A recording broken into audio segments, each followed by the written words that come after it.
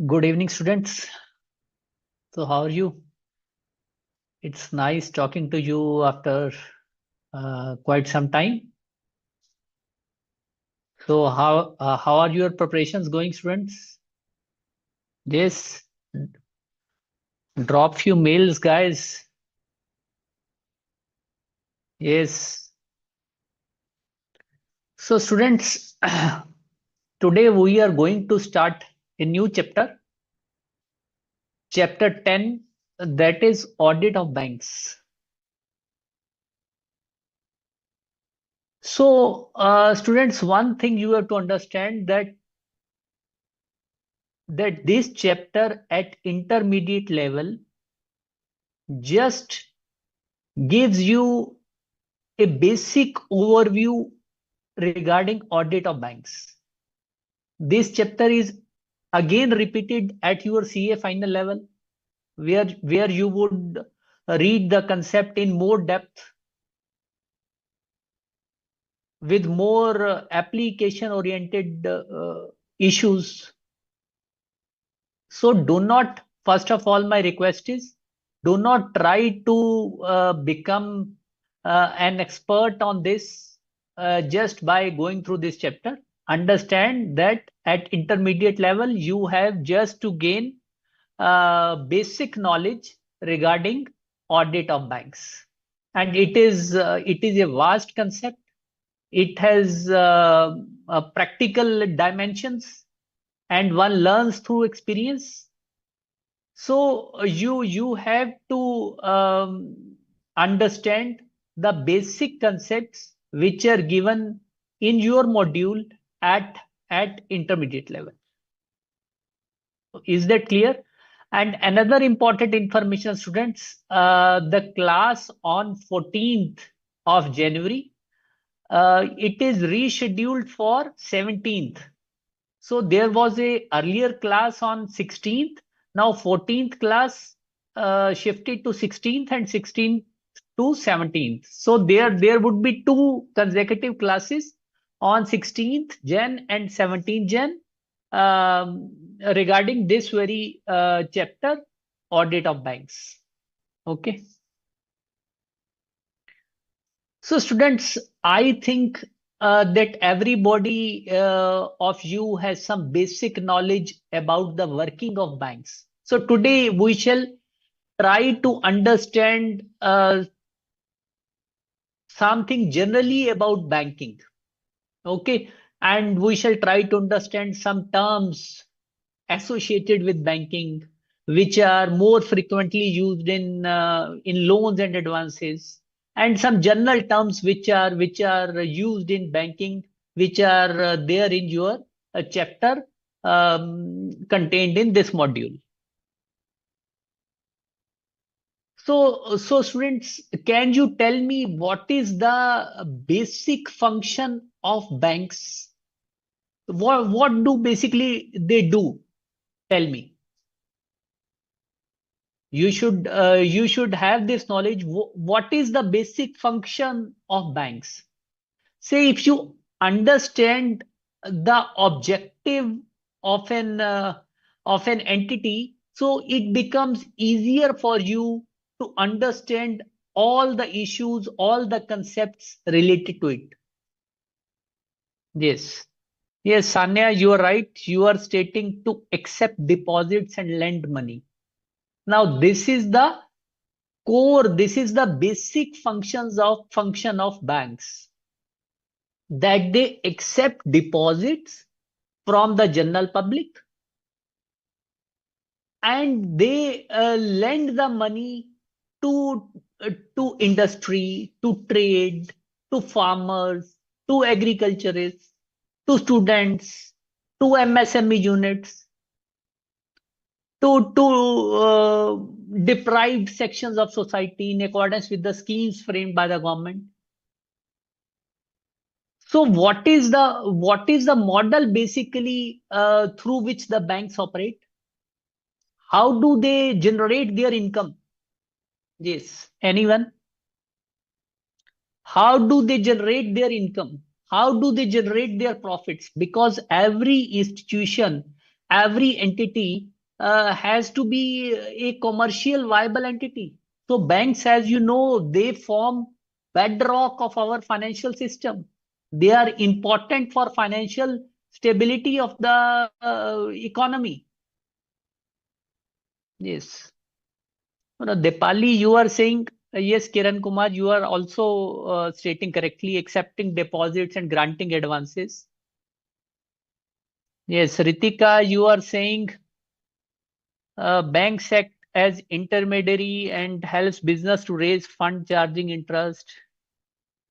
Yes, Kiran Kumarji, you are also right. Interest on advances and income from miscellaneous services. So, can somebody expand on what Kiran Kumar ji is writing?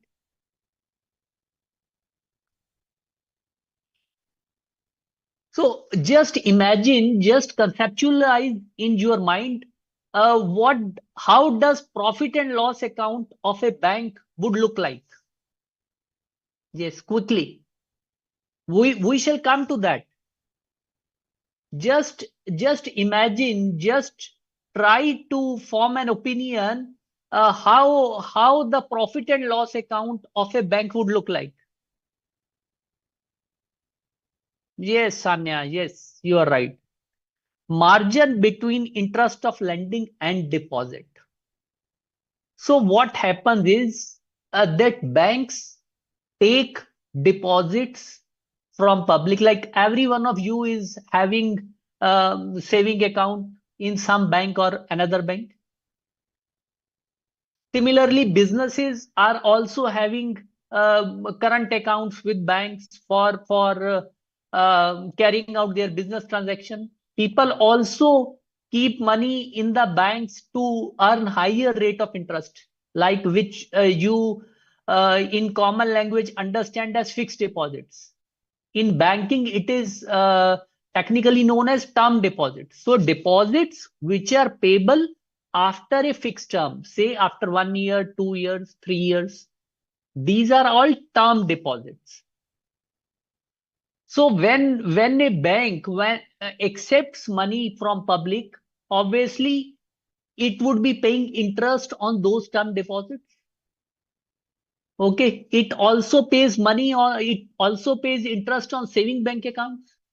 But remember that bank doesn't pay interest on current account balances. Okay, so this I presume that you already know. So bank is paying interest on deposits accepted from public, like on term deposits, on saving bank accounts.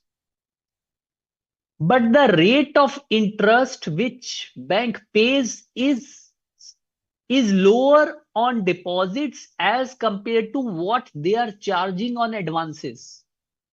Okay, like say on saving bank of interest, you would be getting a marginal nominal rate of interest, which may range from 3%, 2.5%, like that. And on term deposits, you may be earning around 7% these days.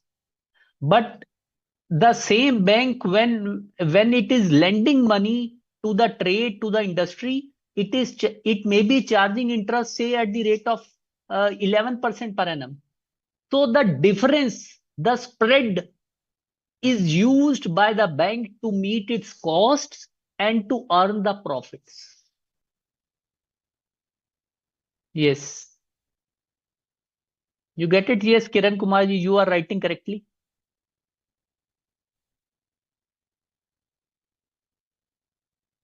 So this is the way the banks operate. So in profit and loss account of a bank, we would be having interest income, and as the major item on credit side, and on the expenditure side, we would be having major item of interest paid on deposits. Similarly, in case of a balance sheet of a bank, on the liability sides, we would be having a major item in the form of deposits, and on the asset sides, we would be having a major item in the form of advances. So remember, advances are the assets for bank, because they have given the money to the corporates, to the borrowers, to the students, to the trade, to the industry, and this money is recoverable.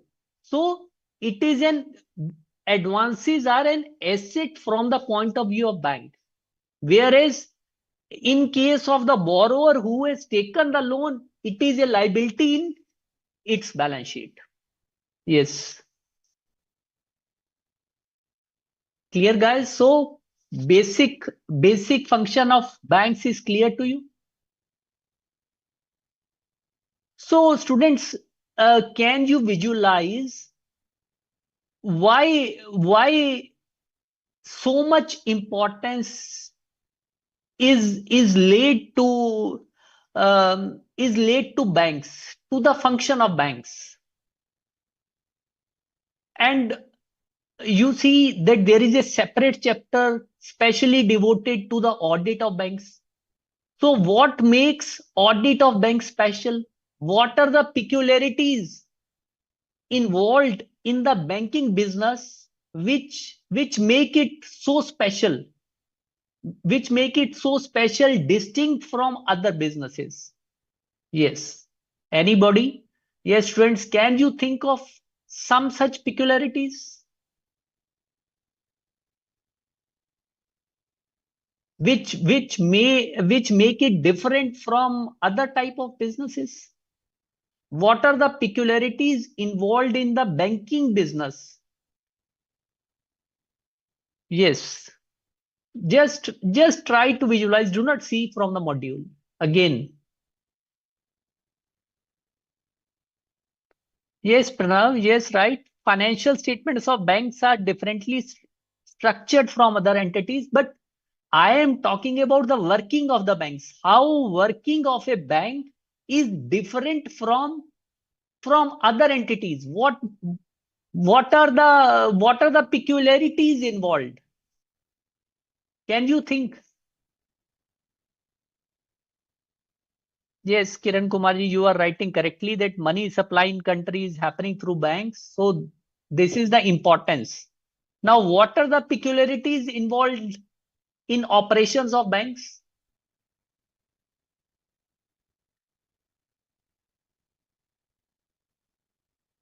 Yes, anyone? Just just keep in front of your eyes the way banks function. So almost all of you have gone to bank branches, and just try to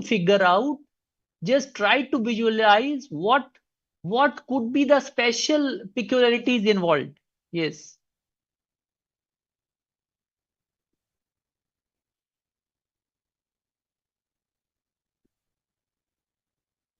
Yes, banks are not involved in trading or manufacturing. That is also true.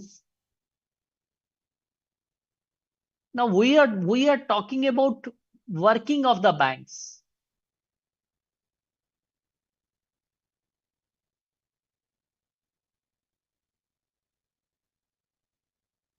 Now, Manoj Makwana, you are stating like deposits and providing interest over principal. I am talking about general peculiarities of the banks. No, no, that's too little, Manoj. Providing safe locker facility.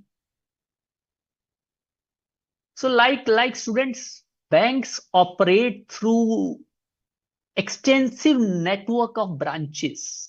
So this is one of the peculiarities involved.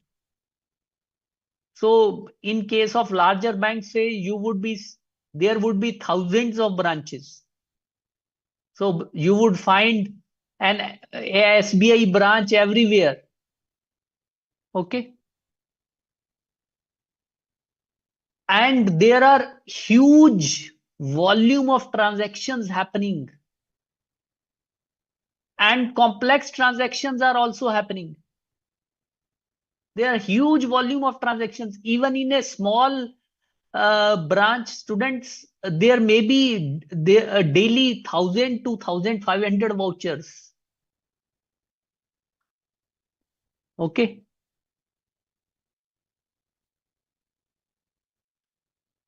And banks rely extensively on technology. That is another feature. They are relying extensively on technology. Nowadays, you are using NEFT, RTGS, IMPS, debit cards, credit cards. So you are enjoying anywhere banking. So this is all it is happening through CBS. That is core banking solutions. So what is core banking solution? It is just a centralized banking application software. Okay, where all the branches are connected. So the customer is not the customer of the branch where he has a account. Rather he is a customer of the bank, of the entity, of the institution. Yes, Ankit, you are stating correctly. Banking software, Dilip, you are also saying correctly. So like I am telling you, there is CBS. Banking software is CBS core banking solution, which is a centralized banking application software. So there are different vendors and uh, some in some cases it may be developed in house. Okay. Yes, Ankit, Finacle uh, is developed by Infosys. Okay. So there are other softwares also. So these are the peculiarities of banking business. Okay. So students, one more thing which you have to understand, that banks in India were nationalized in 1969. Okay. So through an ordinance, and in second phase, few more banks were nationalized in 1980. So as far as present scenario is concerned, now we have nationalized banks also, which we also call as public sector banks. We have banks in private sector also. Okay. And like HDFC Bank, like ICICI Bank. And we also have some other type of banks coming up, like payments bank, like small finance bank. So payments bank, they are authorized to to make only small payments. They can accept deposits only up to certain amounts, very small amounts.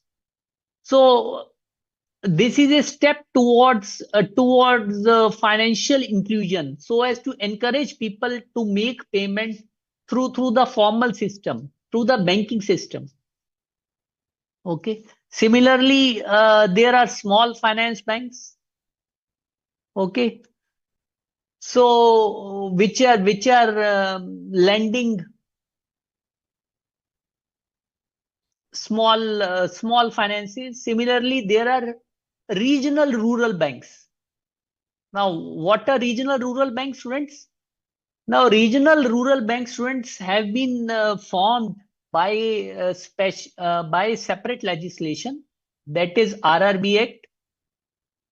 And what happens is that in uh, they are sponsored by some bank in each state, and central government, that sponsoring bank, and state government has a interest in that bank. Like in different states, we have regional rural banks. Like say in Punjab, it is Punjab Gramin Bank. In Karnataka, it is Karnataka Gramin Bank. So like this, in J&K, it is Ilakai Dehati Bank.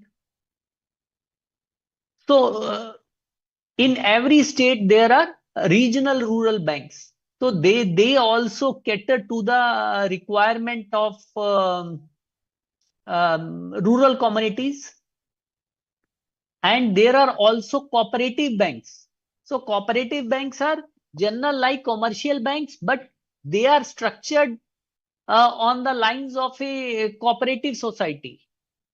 Okay, so that is why they are called the cooperative banks. Otherwise, they are doing the same function of accepting the money from the public and lending to the needy sections, to the trade, to the industry. And the kind of banks which we see in cities, in villages, in which you are having account like SBI, like PNB, these are all commercial banks. So the basic function of commercial banks, as we have understood earlier, is to accept money in the form of deposits and lend this money to the trade, to the industry, to other sections of society. Okay. Yes. Yes. Banking Regulation Act is applicable, Srinivasan. So I'll be coming to that. So yes, students, you would be have you got an overview of the functions of banks? Now let us understand these functions through the mechanism of financial statements. Now, we are concerned with audit of banks, with the audit of financial statements of banks. So first of all, we have to understand how does financial statement of a bank look like. So I'll show you financial statement of a public sector bank. Now this is yes, guys, are you able to see the screen?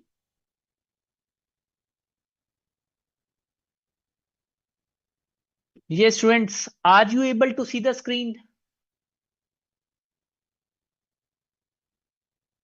So this is how the balance sheet of a bank look like. Like on the liability side, there are capital and liabilities. So there is capital, reserve and surplus, deposits. Now this is the major item on the liability side. Okay. These are borrowings and other liabilities and provisions. So just 5 items. Now detailing is in schedules which give breakup of these deposits. Okay. And on asset sides, we have cash and balance, balances with RBI, balance with banks, balance with other banks, investments, advances, fixed assets and other assets. And there are contingent liabilities in notes, in footnotes. So what is included in investments? So investment is also, students, investment function is also one of the major functions of the banks, because they have a full-fledged department, treasury department at the head office level, because the banks had to invest in securities to meet statutory norms. So they have to make investments. So there is a full-fledged department here. However, the main function, the main item of on the asset sides would be advances. So as you can see, the main item on the asset side is advances. Okay. Yes, Srinivasan, in branches, it is possible that advances are more and deposits are less. It is quite possible in branches. Yes, Tambeshwari, what is your query?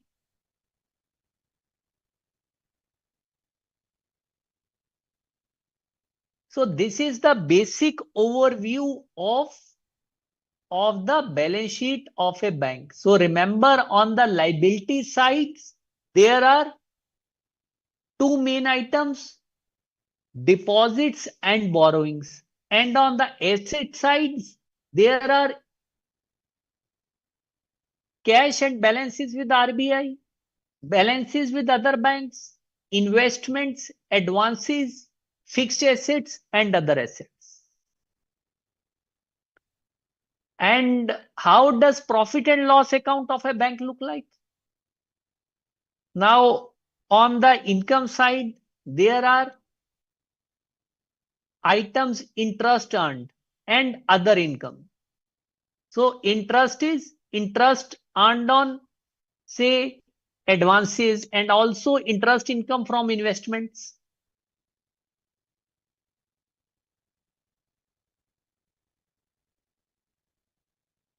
Yes, Ritika, I'll. This is what you are saying, Ritika. What you are seeing right now, the presentation which I am sharing, this relates to bank as a whole. Okay, and branches are also preparing uh, a profit and loss and balance sheet on the similar lines, which is getting consolidated at head office level. Yes, Tambeshwari, you are saying both language is compulsory, which probably you are asking English and Hindi. So in nationalized banks, there is a requirement of RBI, in line with the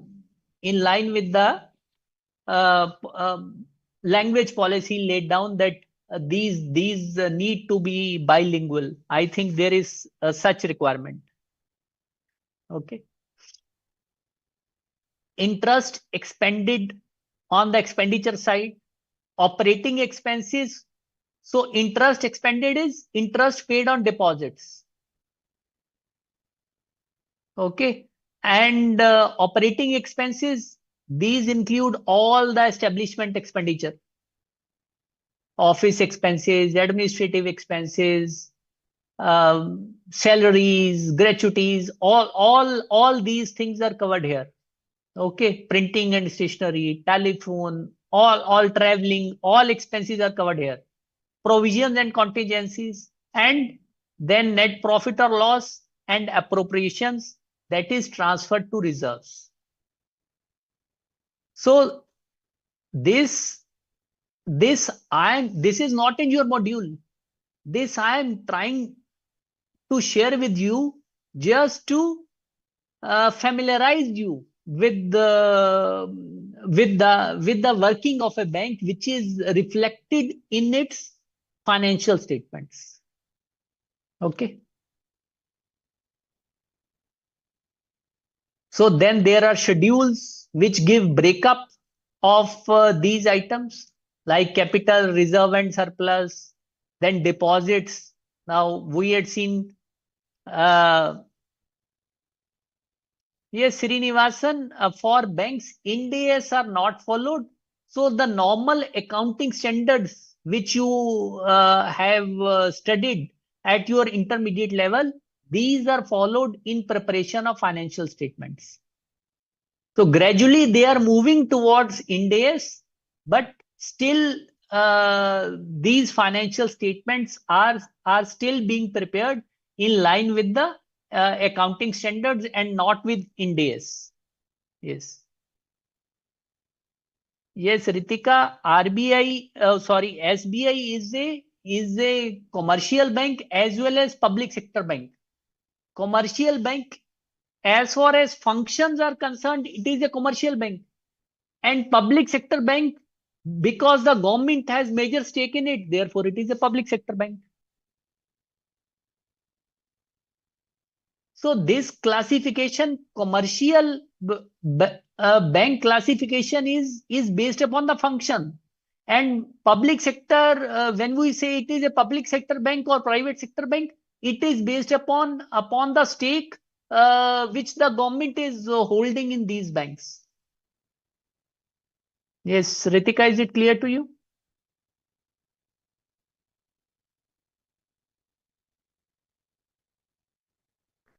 Yes, Ritika, is it clear to you? So in under deposits, we have demand deposits, saving deposits, term deposits. Okay. Similarly, borrowings and other liabilities and provisions. So, like in advances, we have bills purchased and discounted. We shall be coming to that. Cash, credit, overdrafts, and term loans. So, advances are classified into these three categories: bills purchased and discounted, cash credits, overdrafts, and loans repayable on demand, and term loans. Okay.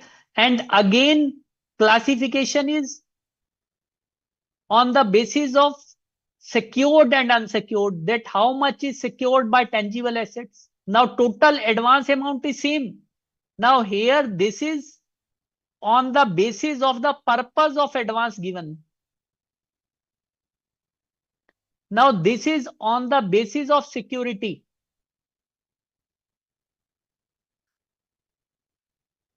So as you can see, students, that the total amount of advances is same.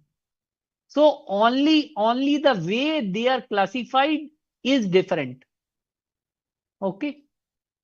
Similarly, advances in India and advances outside India, because this is the balance sheet of a whole bank. So it includes working of branches, um, advances which have been made outside India. Okay. So again, the total is same.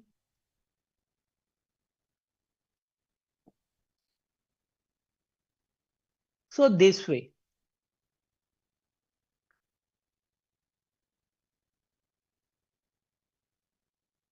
Yes, guys, you have got an overview, familiarity with the balance sheet of a bank. Another important thing, students, as far as your exams are concerned. Yes, Srinivasan, you are right. Regulatory authorities of banks is Reserve Bank of India, that is RBI. As far as banks are concerned, banks have to prepare their balance sheet in accordance with third schedule to the Banking Regulation Act 1949.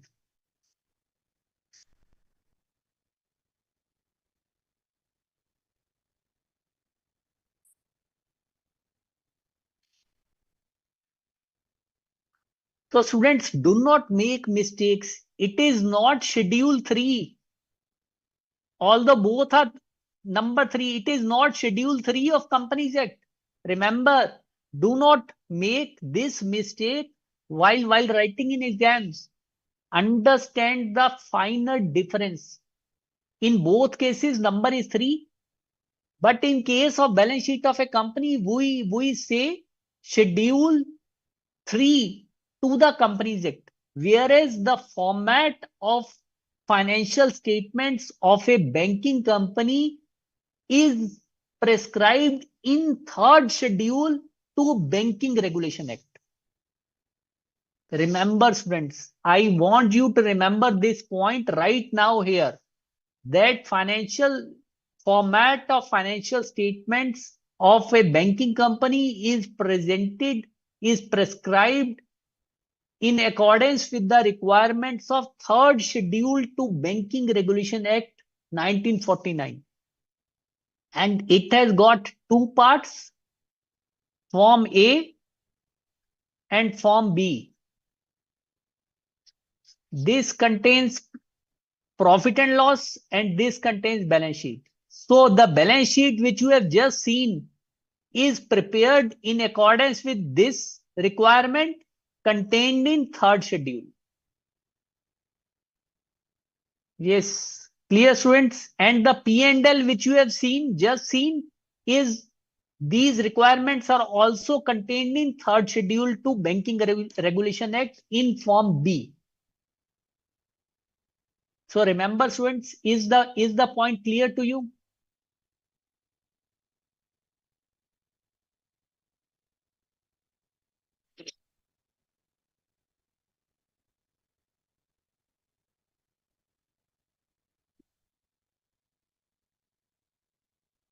So besides Banking Regulation Act 1949 students, there are many other laws, many other legislation, host of other acts which are also applicable to banks.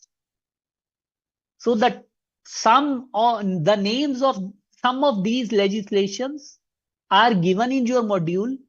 No detailing is prescribed. You just need to have a look and just try to understand what do these relate to. So basically, what the chapter is trying to give you a basic familiarity with the functioning of banks. Okay. So always remember that I am writing a few of the legislations which are applicable to banks, like Banking Regulation Act 1949.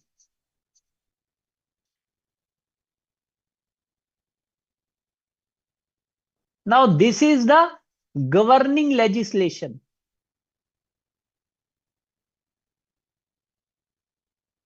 It governs the working of banks. Okay. Similarly, Reserve Bank of India Act. It gives wide power to RBI to have a supervisory role and all the other matters connected therewith. Similarly, there is uh, Banking Companies Acquisition and Transfer of Undertakings.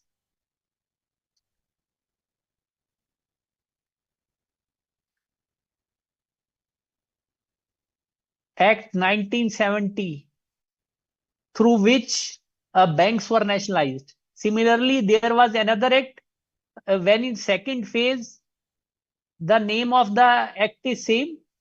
So the year was changed 1980. Okay. And not to forget, there is Companies Act 2013. Now, students, can you tell me, you have read Companies Act 2013? Are provisions of Companies Act 2013 applicable to banks?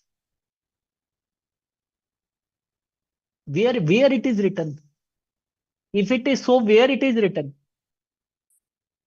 And how far they are applicable to a bank, to a banking company? Yes, anyone?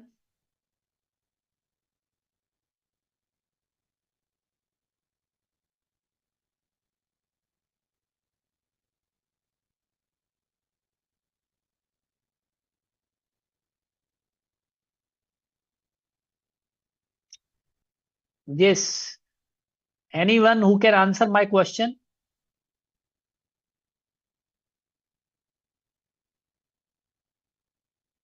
Yes, students.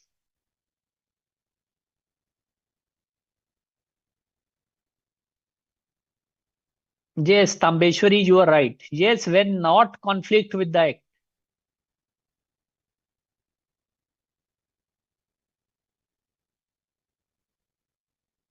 Yes, Pranav, you are right. Provisions of Companies Act are applicable in so far as they are not inconsistent with the, not is missing. They are not inconsistent with the provisions of Banking Regulation Act. Okay. So as I have told you that Banking Regulation Act 1949 is the governing act. So this is written in section 1 of Companies Act.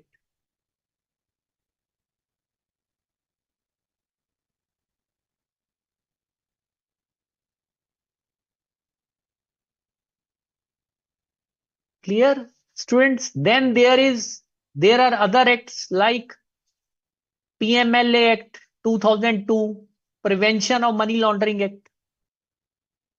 So banks are dealing with money. They are accepting uh, deposits from the public, and transactions are happening in accounts of the customers. So they are bound by the relevant legislation, that tainted money doesn't get routed through banks as contained in the provisions of PML Act 2002. Similarly, there is SARFAESI Act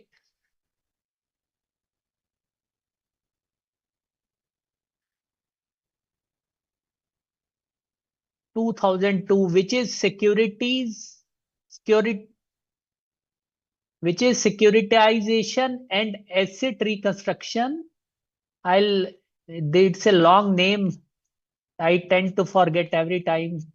So let us see in the module: securitization and reconstruction of financial assets and enforcement of Security Interest Act. So guys, this is a very important piece of legislation, and it gives power to banks to recover their bad loans. So the properties the securities which borrowers have kept, which borrowers have mortgaged. So in case a loan becomes a bad loan, the borrower is not paying. So the banks can take resort to this legislation, and they can sell those mortgaged properties. Okay. So you must have seen, students, notices appearing in newspapers in this regard. So have you noticed, students? Have you opened some newspaper pages any day and see there would be notices under SARFAESI Act regarding auction of this property, and that full page notice stating that this party had taken loan, but now the money is not coming. The account has been classified as NPA. So the taking resort to these provisions of SARFAESI Act. So have you gone through such notices?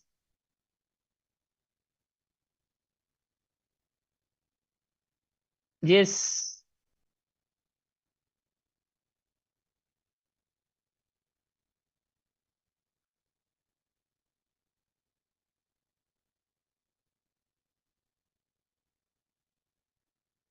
Yes, yes. By default, Companies Act is applicable to banks.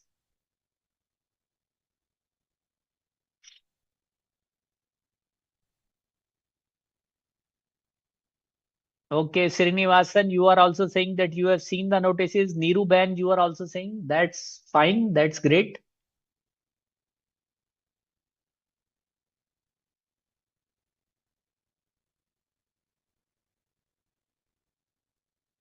So, students, one thing I was telling you, that basic working, basic transactions of or you can say transactions in money are happening at the level of branches.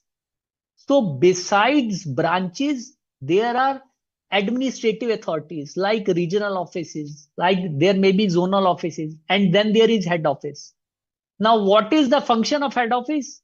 It lays down the policies and procedures. It laid down the control system through which banks have to function in accordance with the requirements of various legislations, in accordance with the requirements of RBI.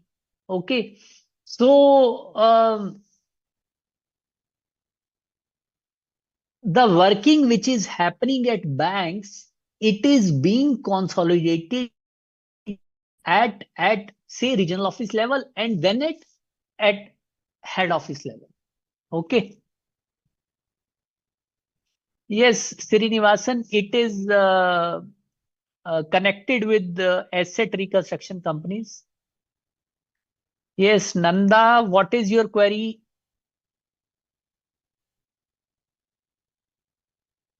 What you are saying, I am there are large number of queries there today.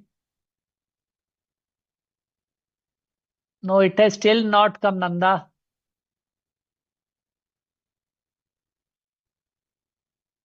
Yes, Nanda, what is your query? Tell me.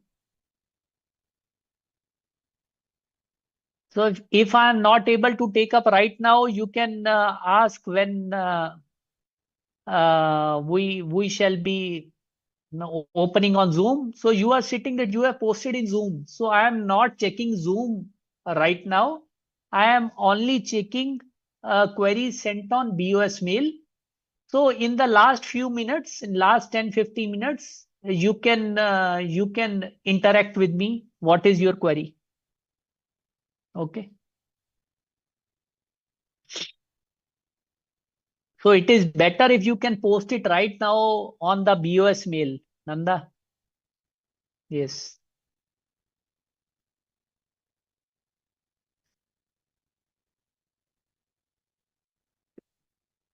So the working which I have just given a brief of that working to you. So the same is reflected in preparation of financial statements and in audit.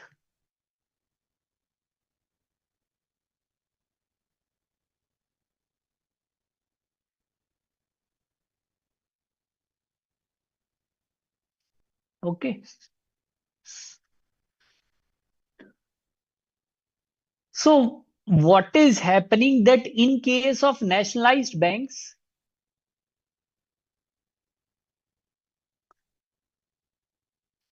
there are auditors for banks as a whole, which we call as statutory central auditors.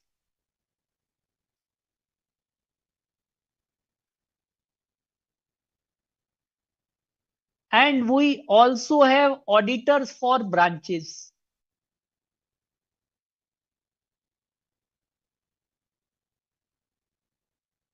Which we call as statutory branch auditors.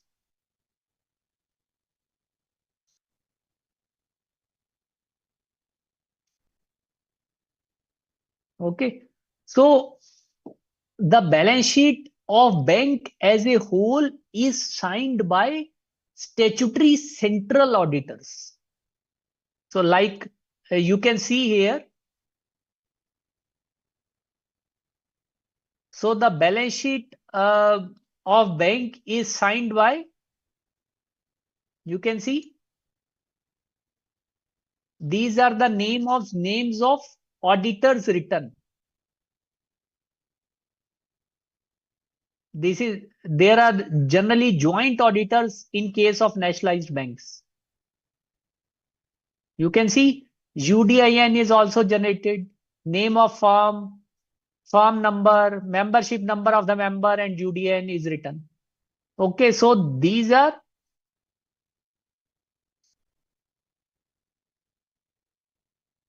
no, Srinivasan, no, concurrent audit is altogether a different concept.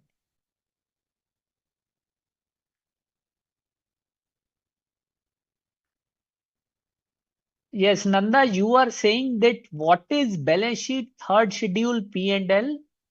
So the point which I made was that the format of this balance sheet and P&L, profit and loss, is provided in third schedule to Banking Regulation Act 1949.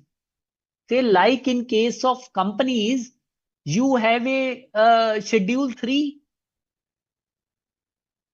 according to which the balance sheet, the financial statements of a company are prepared. Similarly, in case of banks, since Banking Regulation Act 1949 is applicable, it is the governing legislation.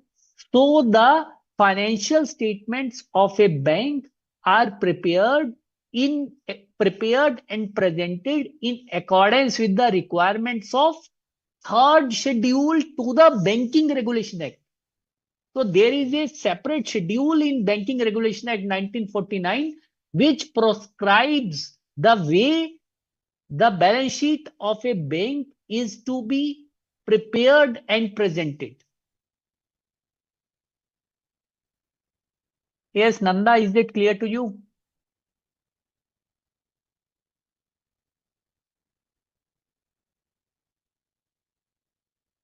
Yes, Nanda, is it clear to you?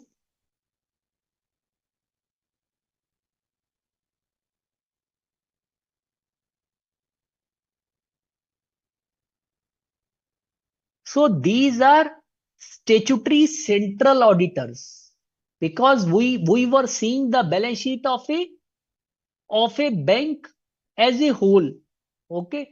And then there are statutory branch auditors, those who are auditing individual branches in accordance with the RBI guidelines. Okay.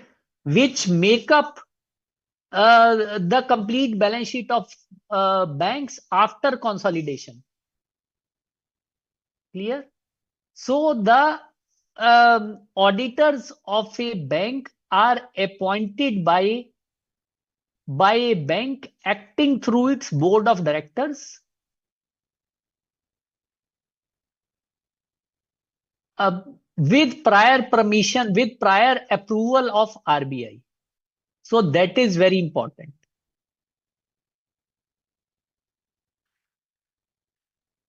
That prior approval of RBI is taken for appointing auditor of banks. Remember, this is very important. Clear, students? So what happens practically is that ICAI is coordinating this sort of work. It is asking its members to fill up a form, and a panel is prepared, and after vetting, this panel is being forwarded to the concerned authorities, and this panel is shared with the banks, from which the banks um, give audit work to the branch auditors with prior approval of RBI. So before allotting, the list goes to RBI. Okay. Yes, Srinivasan, who appoints board of directors? Now it is a duly constituted board, like in case of companies. It is necessary for the functioning of bank.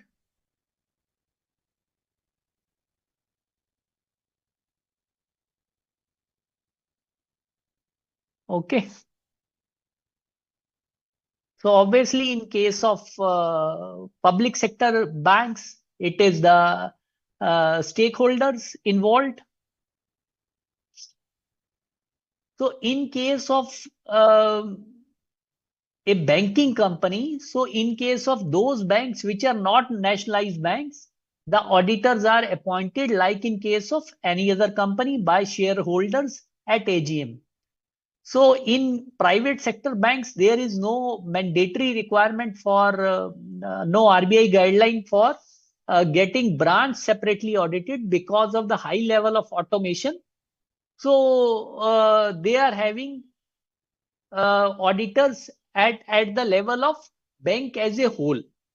Okay. Yes, friends.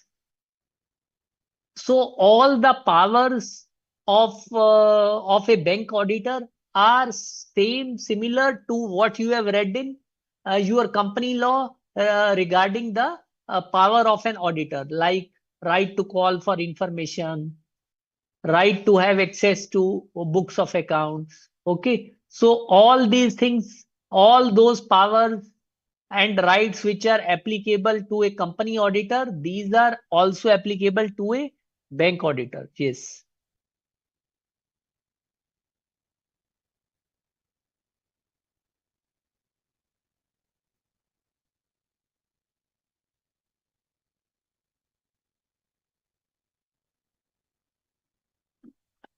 No, Srinivasan, the regulatory authority might have say, but in some matters, but obviously it would be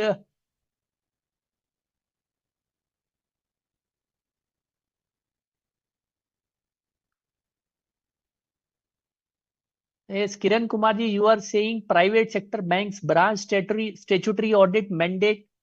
No, there are no separate auditors appointed as such, Kiran Kumarji. So uh, the statutory auditors which are appointed for the banks, they are overseeing the whole things. Okay.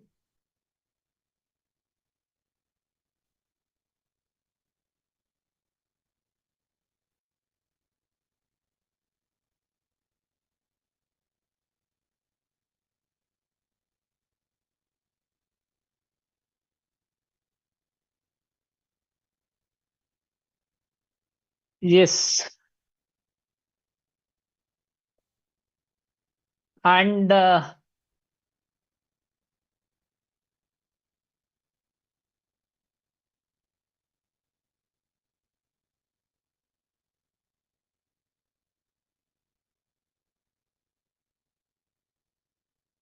yes, now we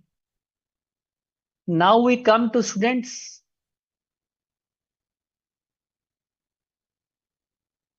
Some terms which are used in banking, more particularly in relation to advances. Yes, more particularly in relation to advances. So one term is students funded loans and one term is non-funded loans.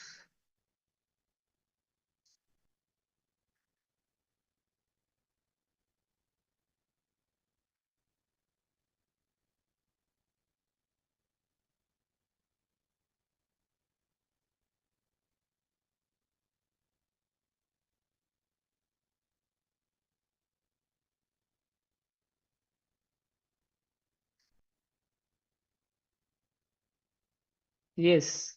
So what do we mean by funded loans and what do we mean by non-funded loans? So funded loans are those loans, students, in which there is a transfer of money, like say um, you have gone to a bank for a car loan. So there is actual transfer of money. The bank, the branch is paying money to the dealer. Okay.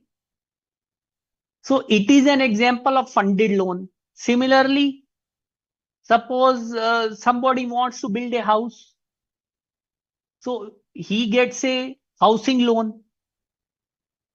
So it is again an example of funded loan.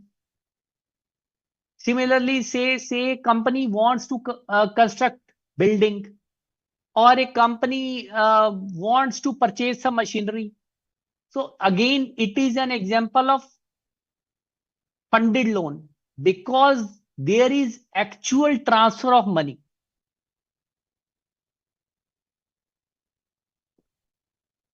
And say when businesses get loans from banks to meet their working capital requirements, it is also an example of funded loans, which we in common language call as um, cash credit loans, call as cash credit accounts or overdraft accounts. Yes, students, I had also told you earlier that what is the difference between a cash credit loan and a term loan? Yes, do you remember? Yes, anyone? what is the difference between a cash credit loan and term loan?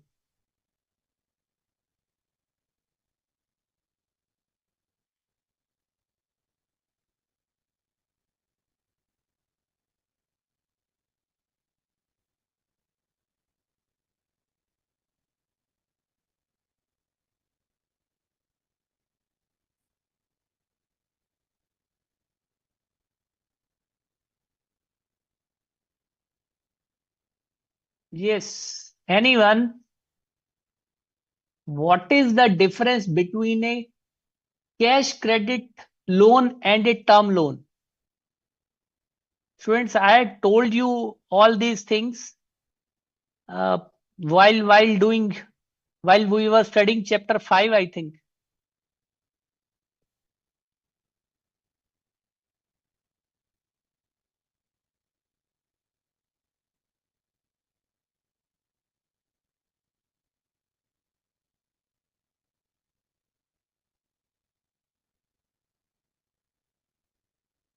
Yes, Srinivasan, CC is a short term and term loan is long term. That is right. CC loan is for a shorter time for meeting working capital requirements, Ritika is saying, and term loan is long term, say, for for purchasing equipment, for constructing building, for purchasing some asset. Okay. Sanya, yes, you are also right. So remember that both cash credit loans and term loans are example of funded loans. Okay. Similarly, bills purchased and discounted is also an example of funded loans. Now, what is bill purchased and discounted? Yes, anyone? What is bill purchased and discounted?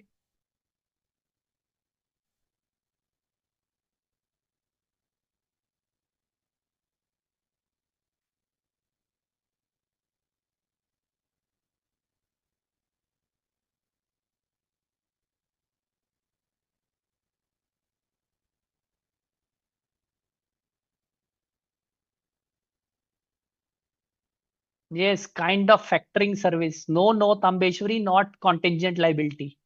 No. So say I am a company engaged in export business.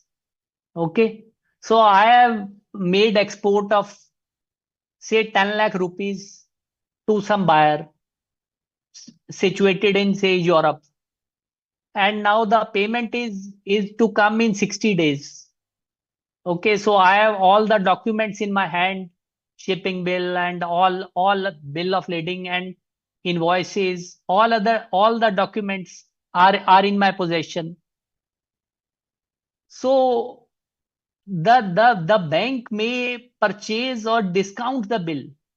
Okay, so this is called as bill purchased and discounted. So it is again a form of advances. Students, like the format of balance sheet which you had seen in advances, we just had seen that these are required to be classified in three things. What are those three things? Bills purchased and discounted, cash credit overdrafts and loans repayable on demand, and term loans. So bills purchased and discounted is a separate item.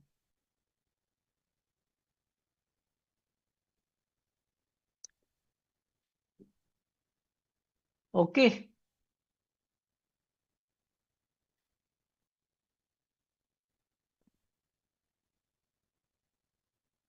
Yes, guys, is that clear?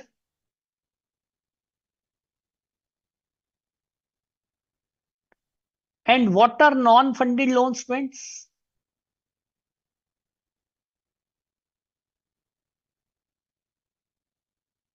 Yes, Kiran Kumarji, you are absolutely right. Non-funded loans are those loans in which there is no transfer of money, like bank guarantee, like letter of credit.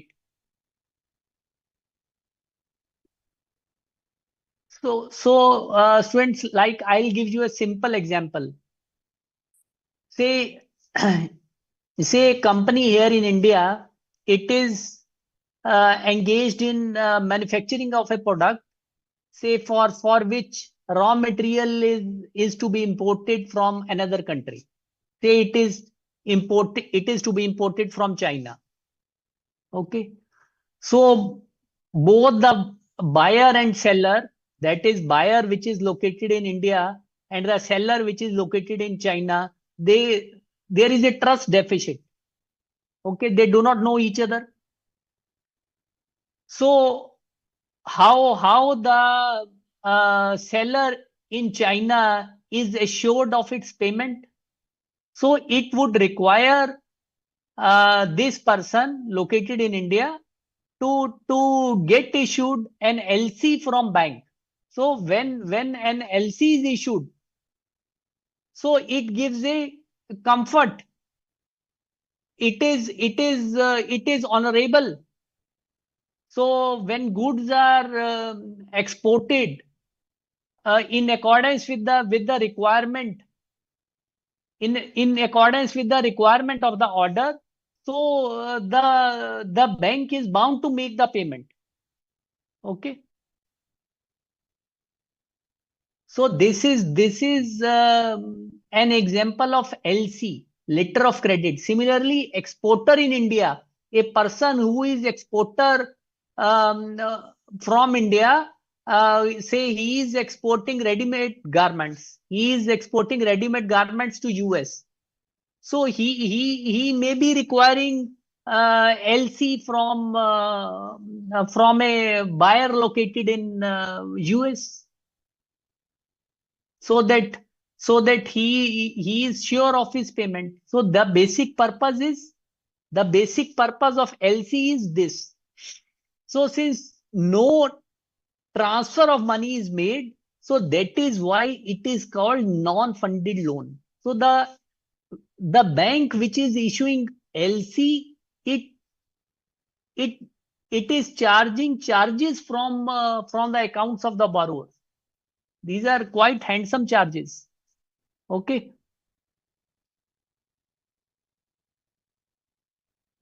And similarly, there are guarantees, there are bank guarantees. Say, for example, say a company is importing certain goods, okay, and it is importing these goods at some concessional rate of duty in accordance with certain commitments, like say um, contained in foreign trade policy. Okay, like it would be meeting certain export commitments after making the product. Okay, so the customs authorities might be asking for bank guarantees. Okay,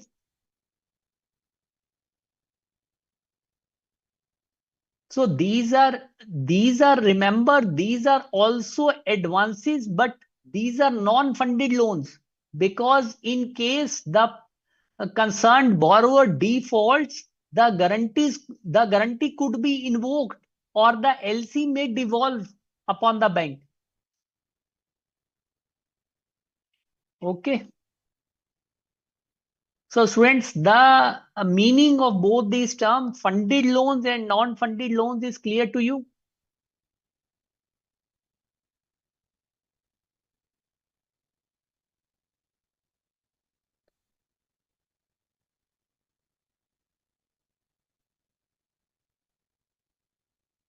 Yes, students, tell me, the meaning of funded loans and non-funded loans is clear to you?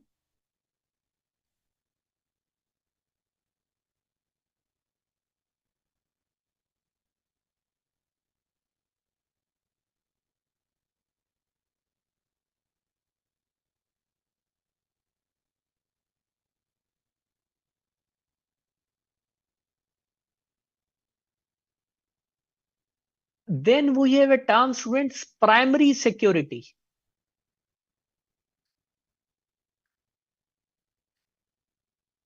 Then we have a term, collateral security.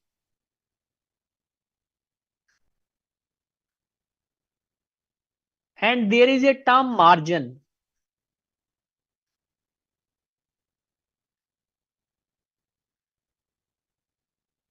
Now, what is primary security? Primary security means the security, the asset against which loan has been granted. Say, a bank has granted cash credit facility to a company against security of stocks. So, stocks would be the primary security, but it has also mortgaged with it some property belonging to the company, or some property, some immovable property belonging to the, say, director of the company. So that is called as collateral security. It is additional security.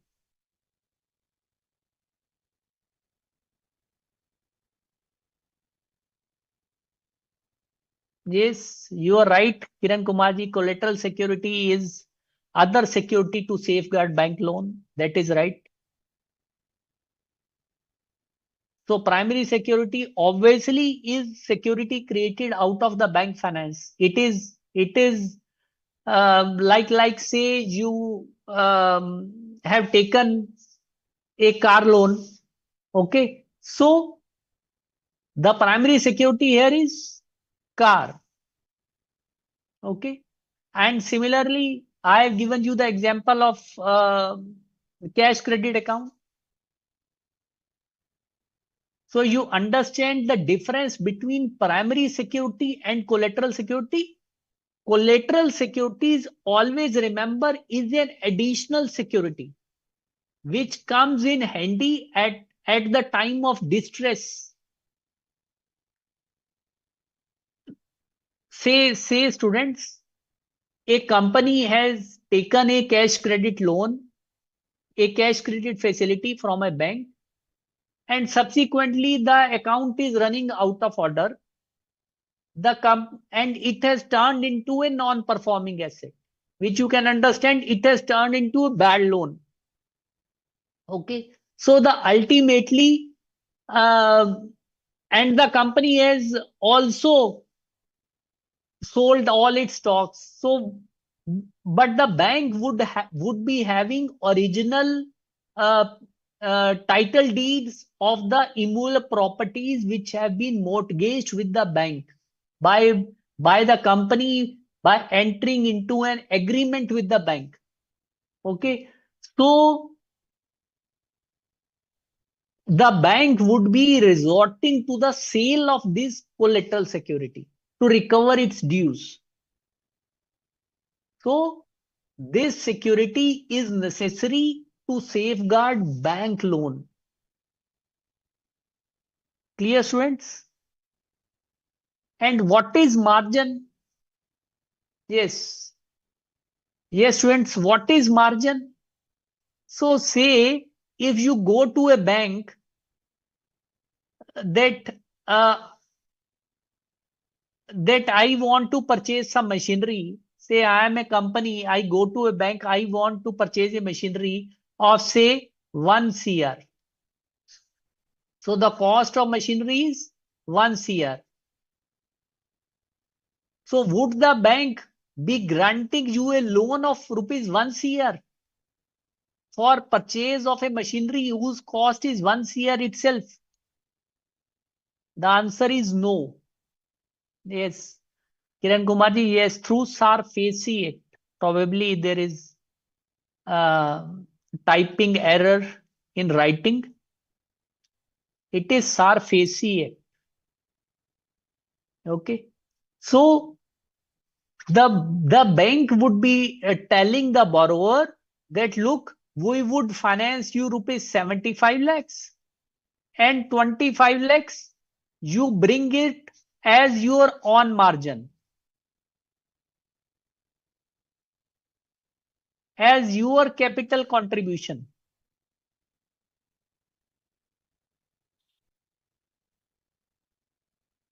Now, what is the purpose of this margin, students?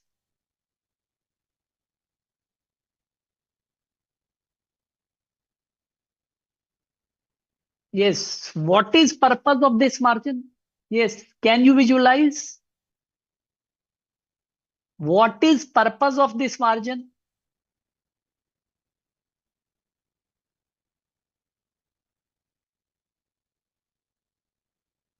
Yes, anyone?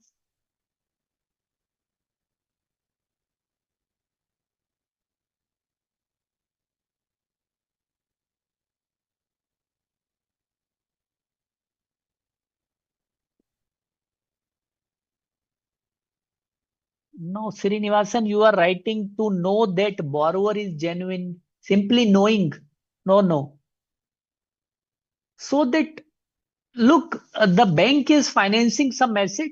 So it wants that the person who is availing finance from it, it also has some its own stake in it.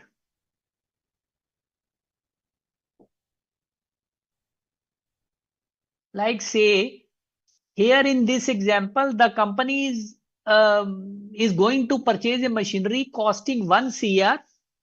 So if it is bringing its own money of rupees 25 lakhs, say it is bringing 25% margin. So that means that its own capital is also invested, its own margin is also invested in purchasing that equipment, in purchasing that machinery. Similarly, in case of working capital loans, in cash credit loans, also the banks are requiring margin. Say in cash credit loans, the bank may be requiring a margin of 25%, or in some cases, they may be requiring margin of 10%.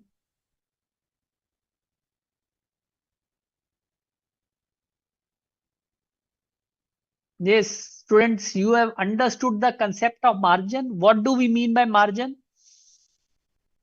Borrower's contribution in primary security. Yes, Kiran Kumarji, it's right. So being a banker, you already know.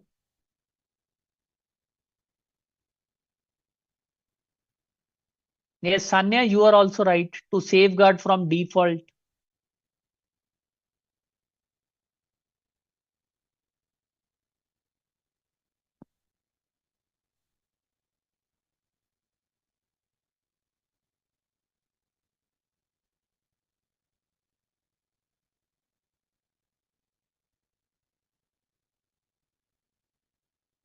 Yes, guys, all these points are clear to you. Funded loans, non-funded loans, primary security, collateral security, margin.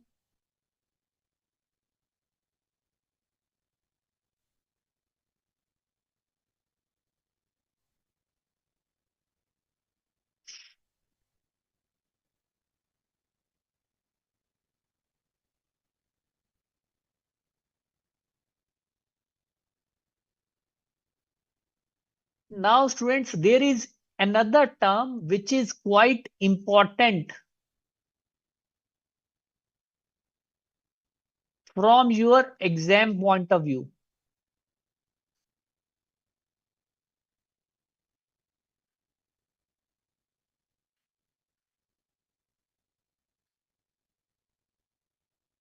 Now, this term is drawing power,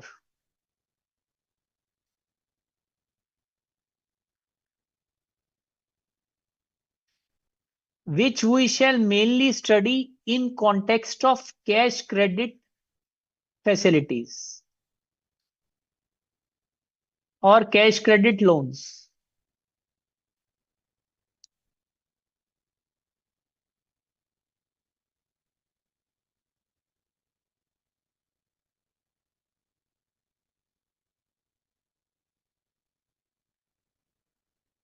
So, as you know, students, that cash credit loans are um, sanctioned by banks on security of current assets, say mainly um, stocks and book debts. So in some cases, it could be stocks only. In some cases, it could be both stocks as well as book debts. Say a company, a borrower has been sanctioned a cash credit facility of say rupees 1 crore. Okay. And the sanction letter of the bank requires a margin of, stipulates a margin of 25%.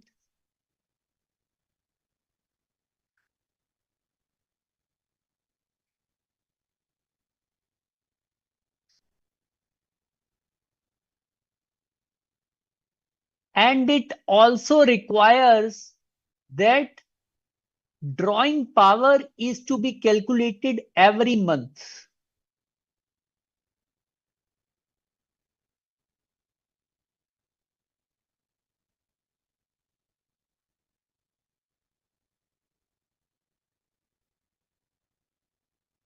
So what is drawing power? Drawing power is basically the limit up to which a cash credit account can be used. Okay. So we take a very simple example. Say the cash credit facility of 1 crore has been sanctioned to a borrower. So its drawing power is to be calculated on the realizable value of the stocks, on the value of stocks every month. Say the CC account has been sanctioned on the primary securities of stocks only. Okay, assume this. So say value of stocks as at end of a month, say as on 30th April 24 is rupees 2 crores. Okay. And sundry creditors are to the tune of rupees 1 crore as on 30th April. So when we shall be calculating DP, drawing power, what we shall be doing? We shall be reducing the value of sundry creditors as on 30th April.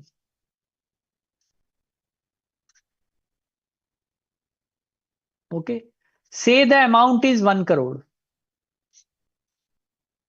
So these are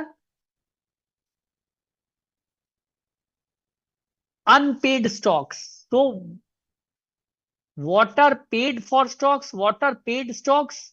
Paid stocks come to rupees 1 crore.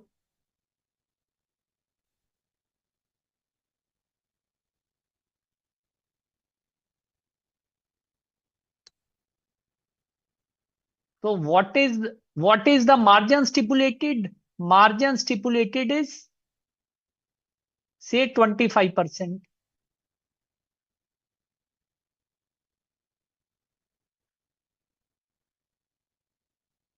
So it is 25 lakhs. So drawing power would be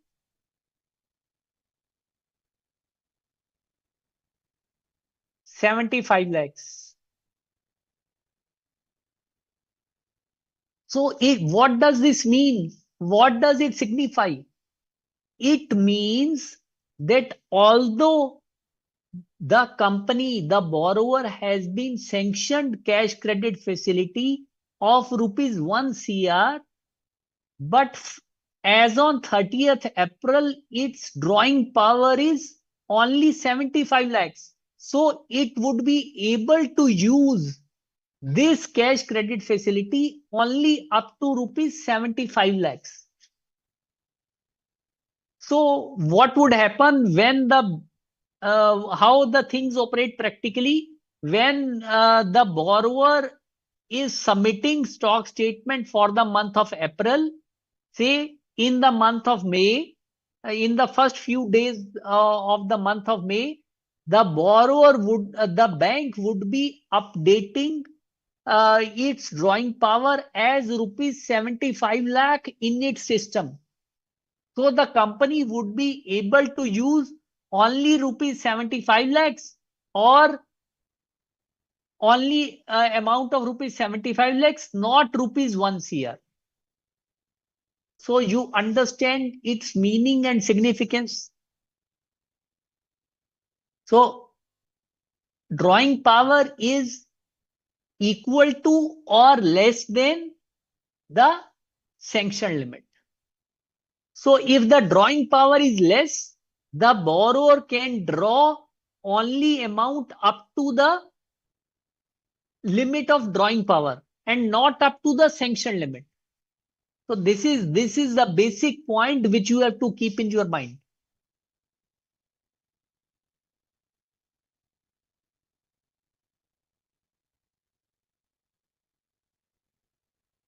No, we need, Srinivasan, you are saying we need to deduct debtor separately to find out drawing power. Say if cash credit limit has been sanctioned to a borrower against the security of both stocks and debtors, then for debtors also drawing power has to be arrived. So what you would be doing, you would be taking the value of debtors as on 30th April and you would be reducing margin. So in case of book debts, margin is generally stipulated at a higher percentage than what is stipulated for stocks. So in case of stocks, say the margin is at the rate of 25%. In case of book debts, it may be 40%. And if cash credit facility has been granted against the security, primary security of both stocks and debtors, then you would be arriving drawing power for both of them separately and then adding the drawing power, and it would be giving you total drawing power. Yes, Nanda, like say, in this case, now we assume that this cash credit facility has also been granted against the security of book debts. Okay. And say value of book debts as on 30th April is,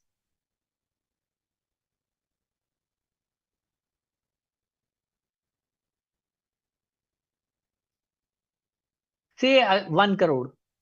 Okay. And less margin, say margin stipulated in case of book debt is 40%. So 40 lakhs. So drawing power for book debts would be 60 lakhs.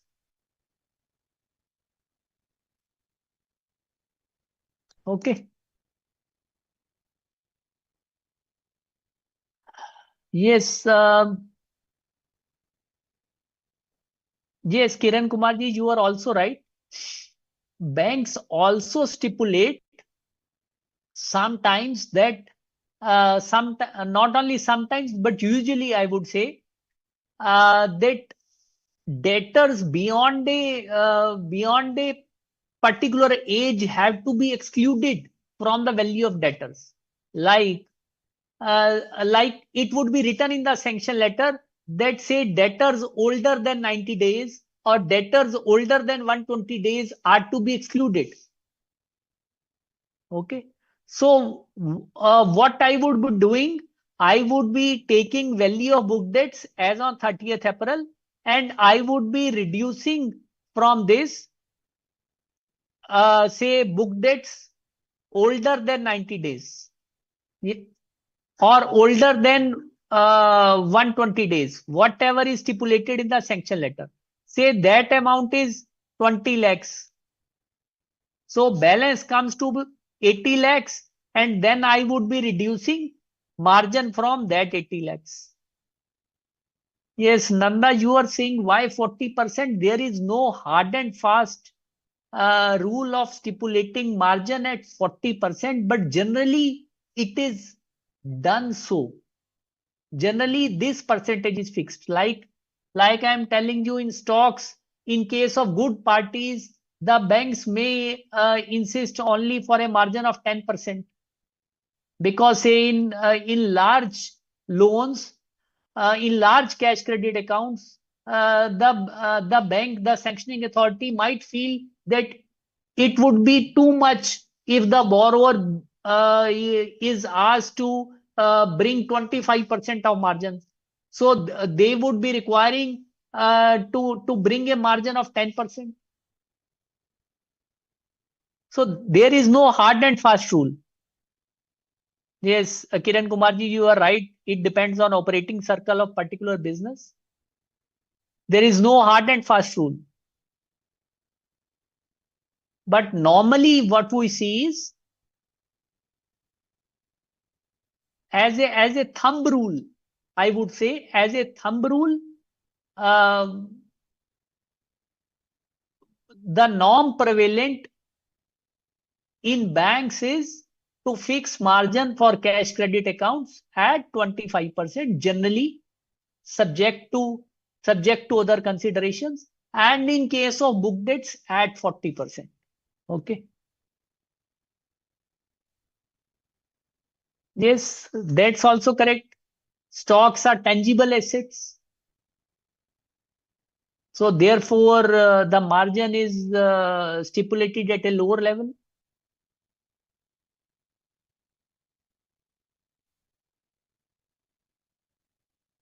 Yes. Is this point of drawing power clear to you, students?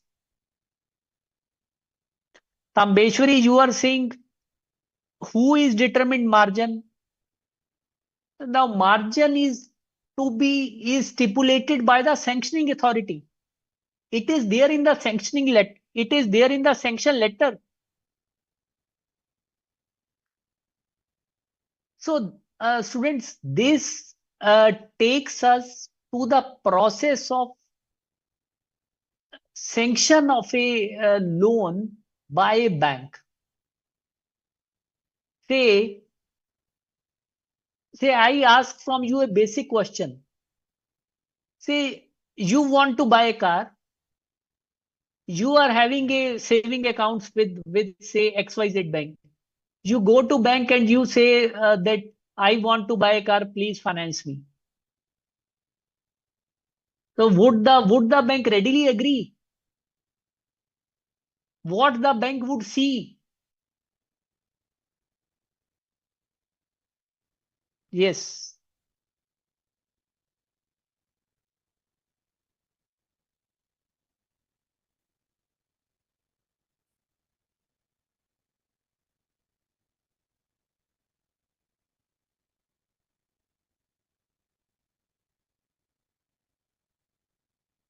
Yes, Sanna, I'll answer you right now.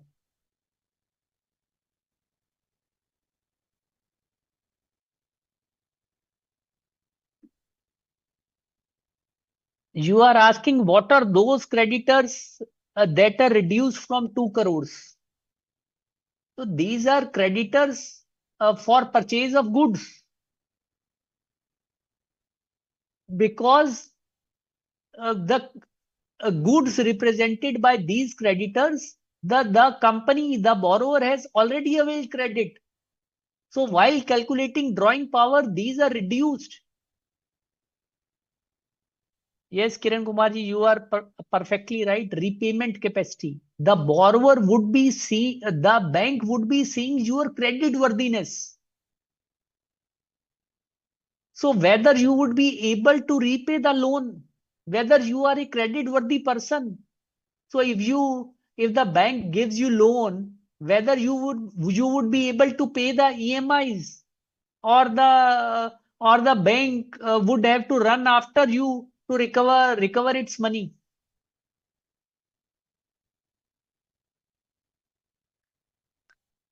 So similarly, uh,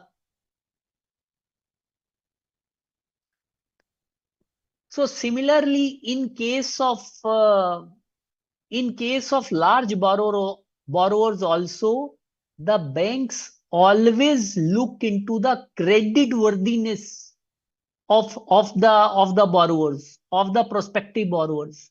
They see what is their repayment capacity, what is their financial standing, what do their financial statements suggest, how is their financial discipline. Yes, Vishnu Kumar, you are also saying correctly. Credit worthiness, past debt recovery, credit score. Now, if I want to ask from you a one term for all these things, what is that thing? Like, like you have gone to bank to get sanctioned a loan. The bank is seeing your credit worthiness. It is vetting your proposal. It is seeing the financial statements. Okay. It is making informal inquiries from market. So if I were to ask one term for all these activities, what would be that term? No, no, Ritika, not credit score.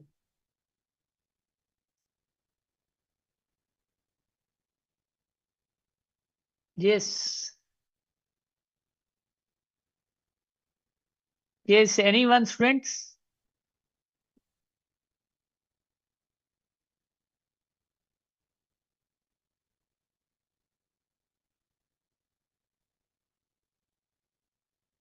No, no, Srinivasa, no loan process, no.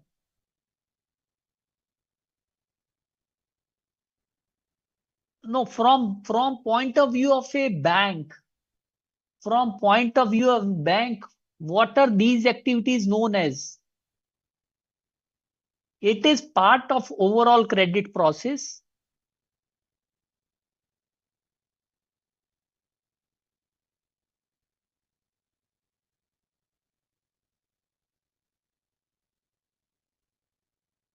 So this is called credit appraisal.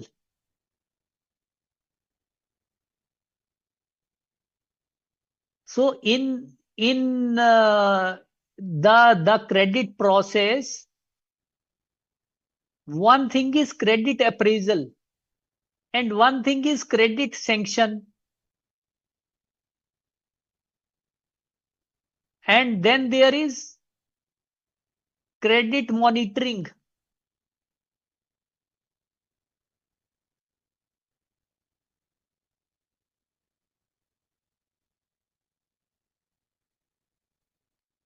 Okay, so when a proposal comes to bank, so first of all we shall be gaining a broad general overview of how loans are sanctioned. General overview in short.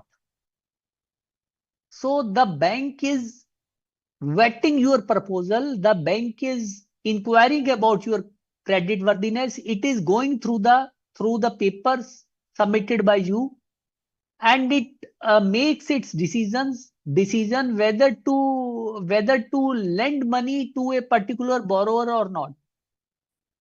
Okay, so once the bank is satisfied, then it sanctions the loan.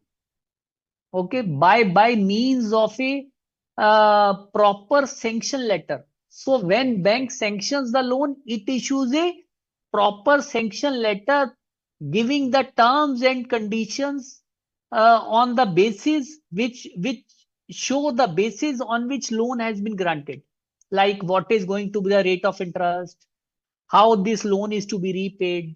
Okay, like in case of cash credit accounts, how what would be the frequency of stock statements to be submitted, and a host of other conditions. There are many conditions, say 30 40, there may be 30 40 of such conditions. Okay,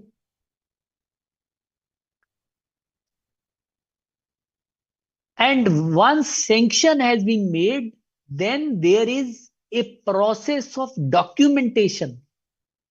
Then there is a process of documentation. Now, what is documentation?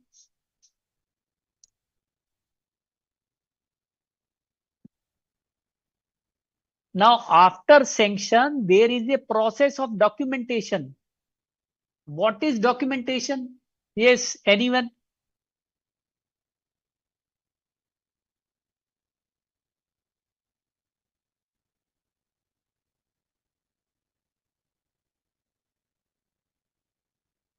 No, no, Vishnu Kumar, banks are making a decision after due diligence. They are giving education loan after seeing the purpose for the objective of your degree, how you will be able to pay up that loan once you get a job.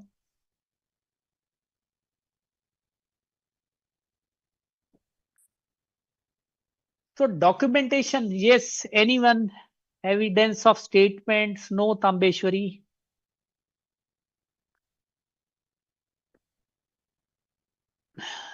Yes. So we would be happy to hear from Kiran Kumar ji what is meant between by documentation. Yes. So his mail has come. Agreement between bank and borrower having accepted terms, condition. Yes. So obviously, when bank has made a decision to sanction a loan and it has issued a sanction letter, then there are various documents to be signed in accordance with the instruction of head office. Okay. In different type of documents are taken for different type of loans. Okay. Like hypothecation agreement is taken. If there is some guarantor, then separate agreement is taken on adequate value of stamp papers. So what is the purpose of this documentation? This bind the borrower. This shows that money has been legally given to a particular borrower, and the amount would be recoverable from him. Okay. So we are talking students in a very general terms right now, so as to make you understand the basic things. Yes, Srinivasan, I am getting your message. I am also simultaneously responding.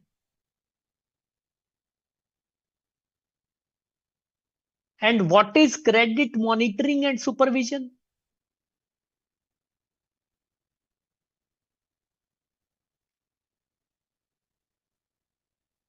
Yes, what is credit monitoring and supervision?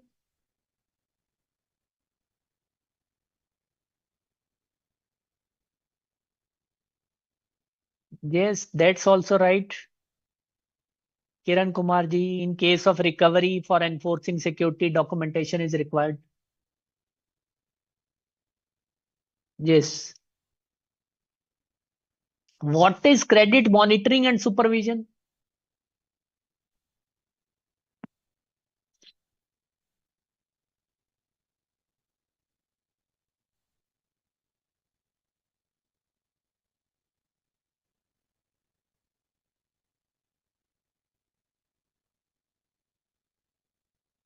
So obviously, students, when banks grant loan, they also monitor your account, whether repayments are coming on time,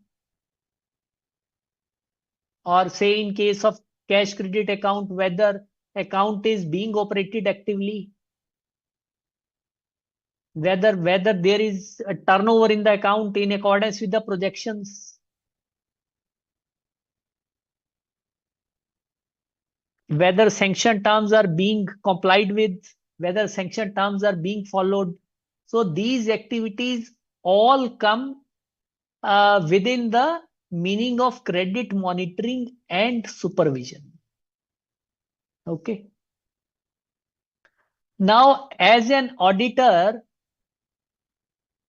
as a statutory auditor, advances are one of the most important items in the balance sheet of a bank. As you have just seen that balance sheet, that advances represent one of the most important items in the financial statements in the balance sheet of a bank. Yes, Nanda, I am coming to all these things. So keep a little patience. So priority sector lending means uh, lending to those sectors which have which are of sufficient importance uh, from the point of view of economy, and like lending to agriculture, like lending to MSME, lending to export. Okay.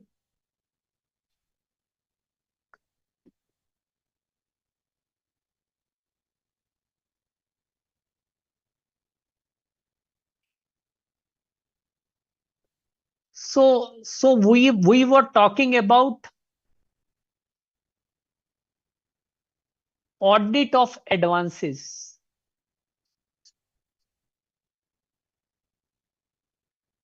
Now tell me, students, from your common sense point of view, how you are going to obtain sufficient appropriate audit evidence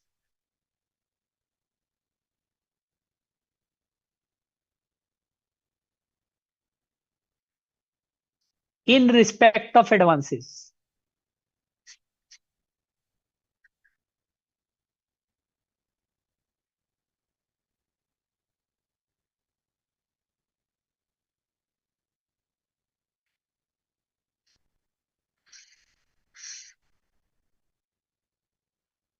We have been discussing advances since last 10-15 minutes. So how an auditor would obtain sufficient appropriate audit evidence in respect of advances? Yes, Tambeshwari, yes, you are right. Examining loan documents, that is one part of it. Yes. Other, anybody else?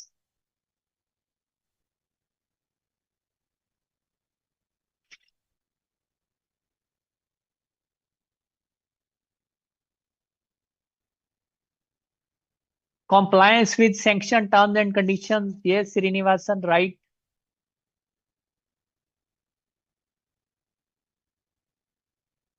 Yes, Kiran Kumarji, you are also right. How proper appraisal of loan application is done or not. Terms and conditions of sanction have been complied with. Loan documents. Dilip, you are also right. Review of account. And the auditor would review the operations in the account.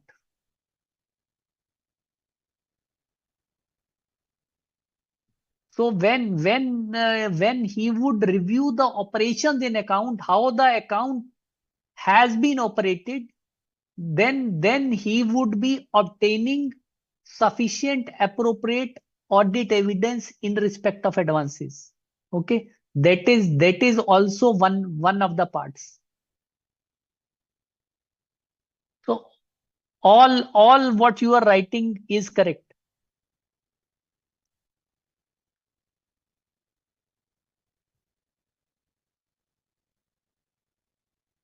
And students, this point, like, can you tell me, say the bank has laid down elaborate systems and procedures regarding, say, credit sanction, regarding credit monitoring, regarding credit supervision. So what do we call such systems in context of auditing?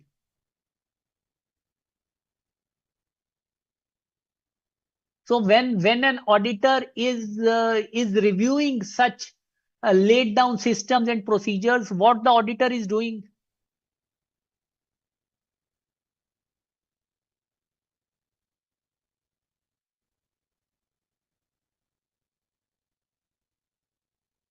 Yes,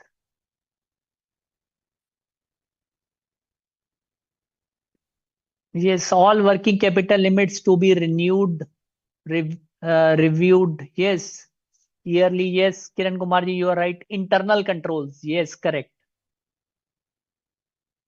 Internal controls. So all these things which we have discussed are in fact internal control procedures laid down by the banks.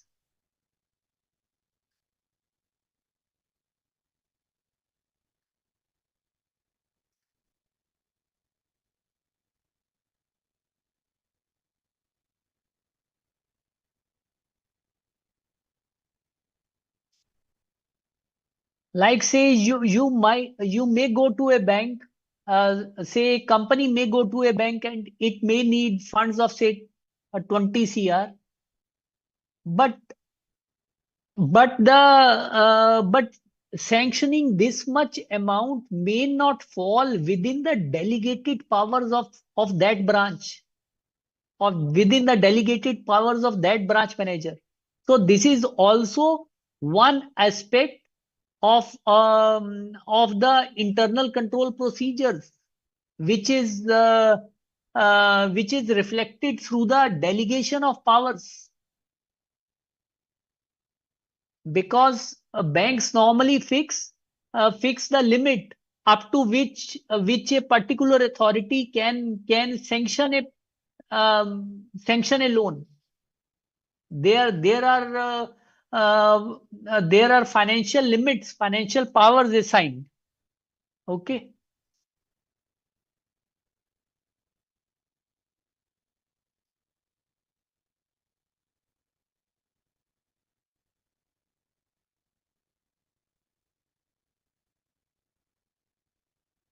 Yes.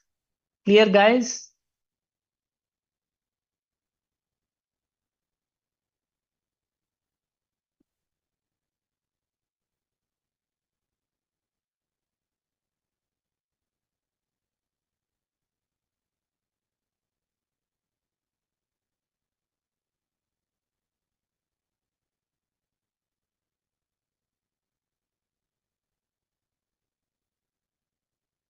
So, in carrying out audit of advances,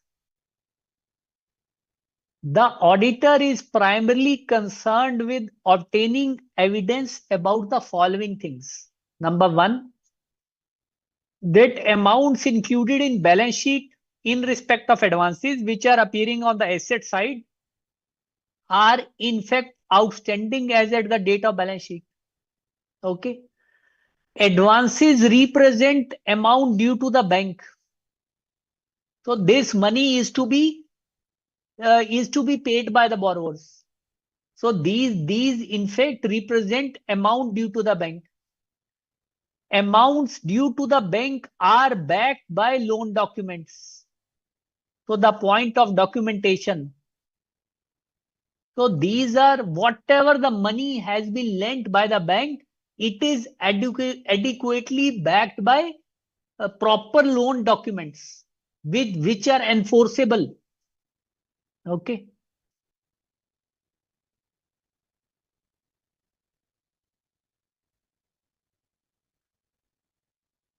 Yes, Srinivasan, we are coming to all these aspects. There are 3 lectures assigned to this chapter.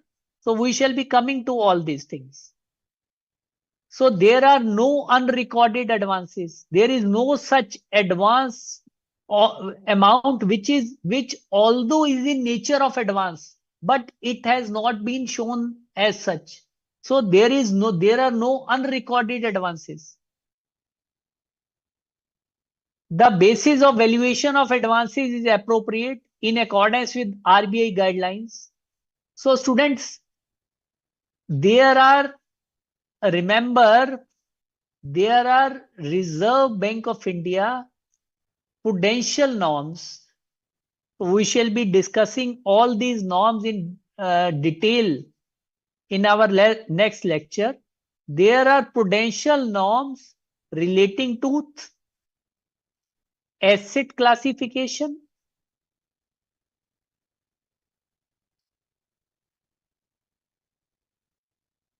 income recognition, and provisioning.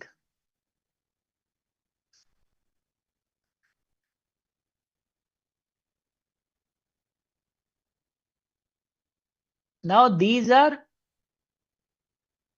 RBI norms. These have been laid down by Reserve Bank of India. Okay. So the advances have to be classified in accordance with these prudential norms, and provision has also to be made in accordance with these very norms. Okay. And this is one of the reasons that the statutory auditors are laying quite quite an emphasis on audit of advances, because it impacts the financial statements, it impacts their profitability. Okay.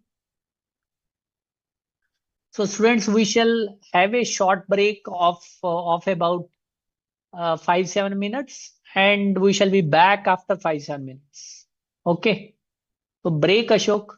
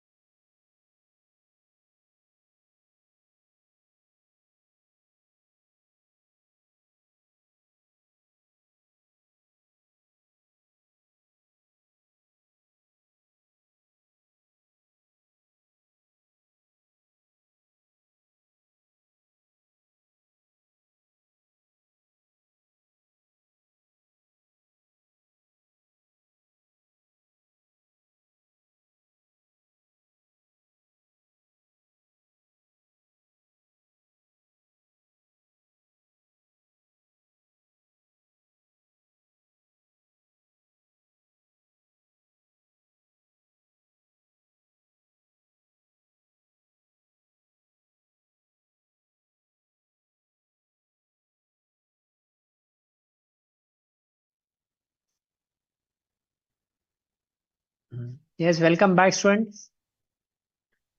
So, students, we were talking about prudential norms which have been prescribed by RBI in respect of asset classification, income recognition, and provisioning. Now, what is asset classification? So, as you know, students, that advances are assets from the point of view of bank. Now, RBI says, RBI direction state that these have to be classified into standard assets and non-performing assets. So before going into detail, I think all of you know about non-performing loans. You have somewhere at some point of time, you have heard this term non-performing assets. Might be while reading news or checking on social media or on internet or while reading newspapers. The term is non-performing assets. Yes, NPAs.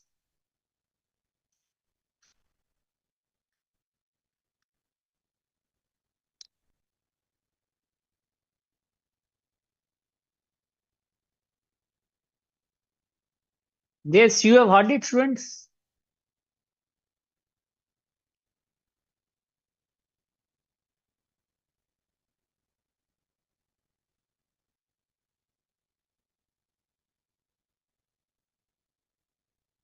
Yes, Sanya, defaulting borrowers. Yes, right.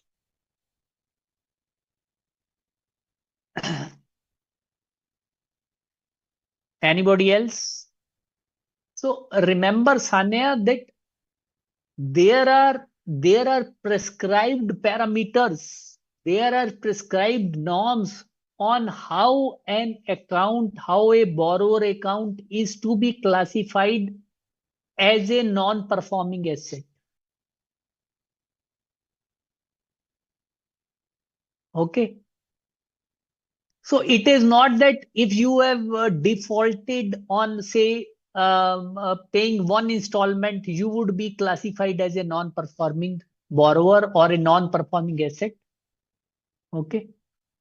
So basically, broadly, you can understand that, okay, yes, non-performing assets are those assets which are in respect of which money is not coming in time, and these have been classified as non-performing because these are not performing the function, you can say, which they were intended to do.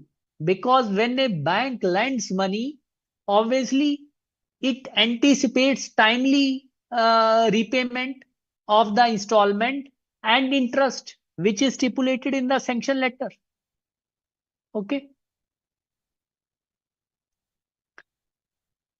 So there are elaborate laid down norms for classifying different type of assets as non-performing assets. So there are separate norms for, say, term loans. There are separate norms for cash credit loans, and there are separate norms for, say, agricultural loans.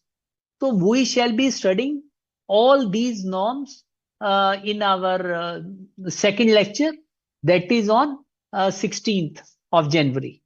Okay. So basically, yes, Nitin, you are writing correctly. Non-performing assets are those assets which cease to generate income for bank. So an asset in the form of advances is supposed to generate income for the bank.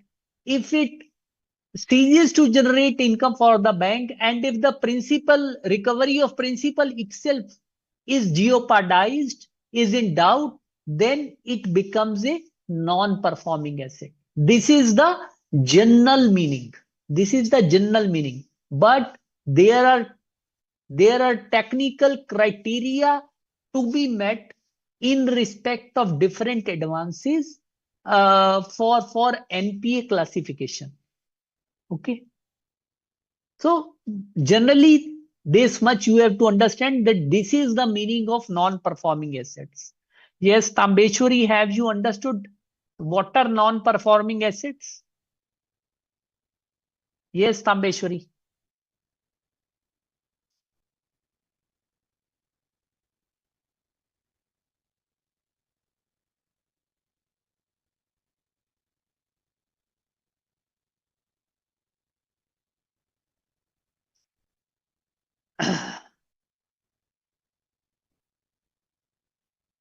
Yes, Tambeshwari, have you understood the meaning of non-performing assets?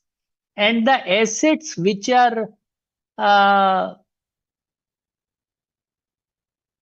yes, Vishnu Kumar, banks deal with NPA. You are asking how banks deal with NPA. Obviously, there is an elaborate mechanism, uh, laid down procedure for recovery of money, like through through auction of properties mortgaged, taking legal action in accordance with the SARFACI Act.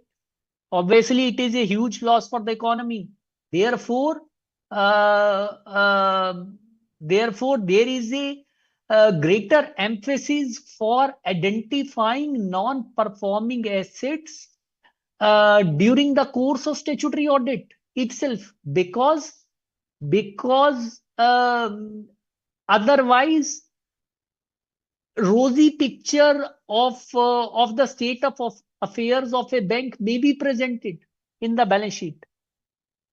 So this is also one of the reason that a huge responsibility is cast upon the shoulders of statutory auditor to identify that that all non-performing assets have been identified in accordance with the prudential norms of RBI.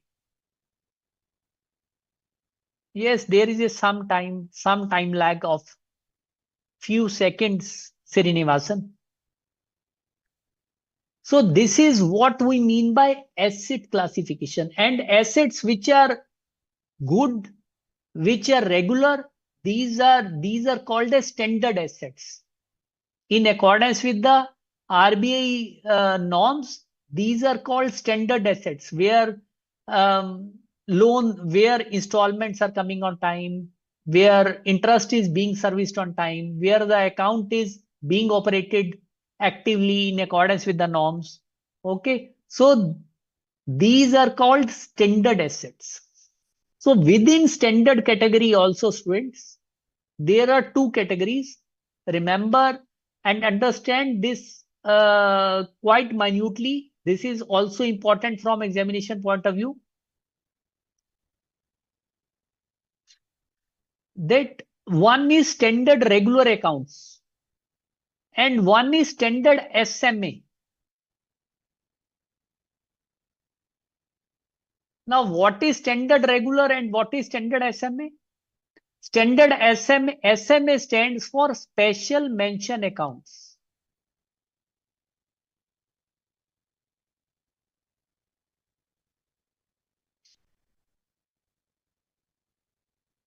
Now, these accounts have yet not turned into NPA, but still they are showing some stress signals. So that is why they are classified as special mention accounts. Okay. But remember, special mention accounts are not NPAs as such as on date. However, on later date, they may turn into NPAs if corrective action is not taken.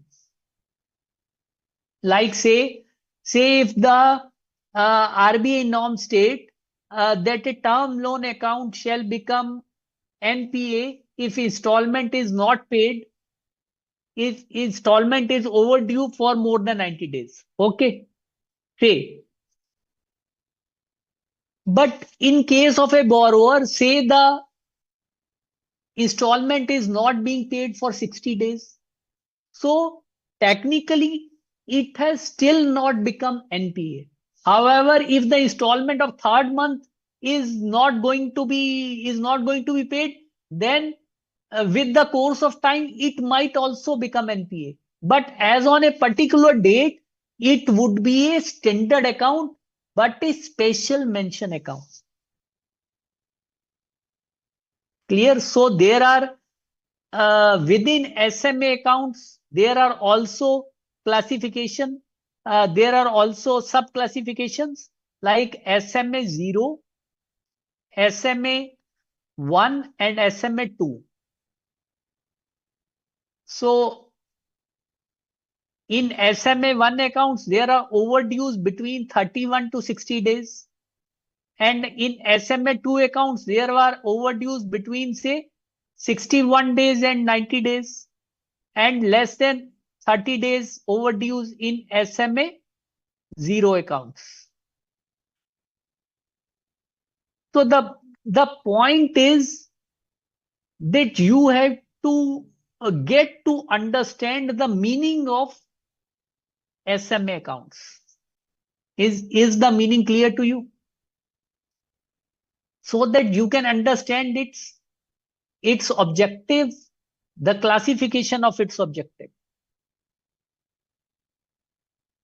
And within non-performing assets, there are different type of classification like substandard assets, doubtful assets, and loss assets. This we shall be covering in our lecture on 16th. So these are all NPA classifications.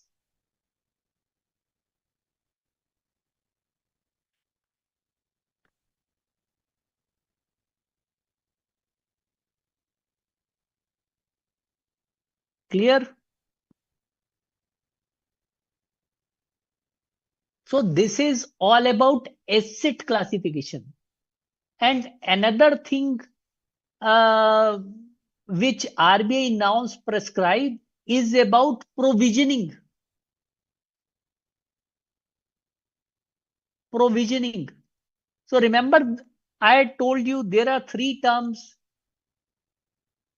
There are three type of norms, prudential norms. One relate to asset classification. Now this is asset classification. Classification into standard and non-performing assets. Okay. Yes, Srinivasan, bank has to make disclosures. And one is income recognition and another is provisioning. So in respect of non-performing assets, the bank has to make provision in its balance sheet.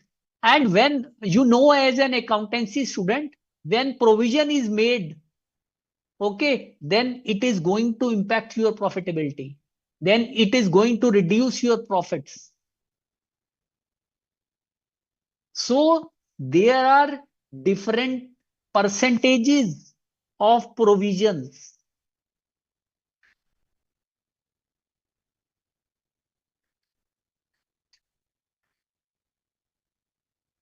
which are required to be made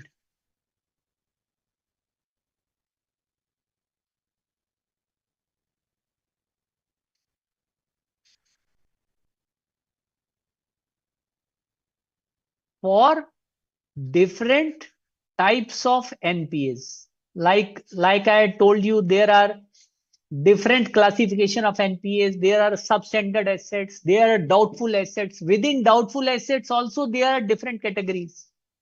D1, D2, D3, and there are loss assets. So different percentage has been prescribed by Reserve Bank of India for provisions which are required to be made in the financial statements of a bank in respect of such non-performing loans, in respect of such non-performing assets. That is the importance of this concept. Yes, Srinivasan, provisioning percentage has been prescribed by RBI. So we shall be coming to different percentages which has been which has been prescribed, as I've told you in our next class on 16th. Okay. The percentage has been fixed and prescribed by RBI. And third thing is income recognition.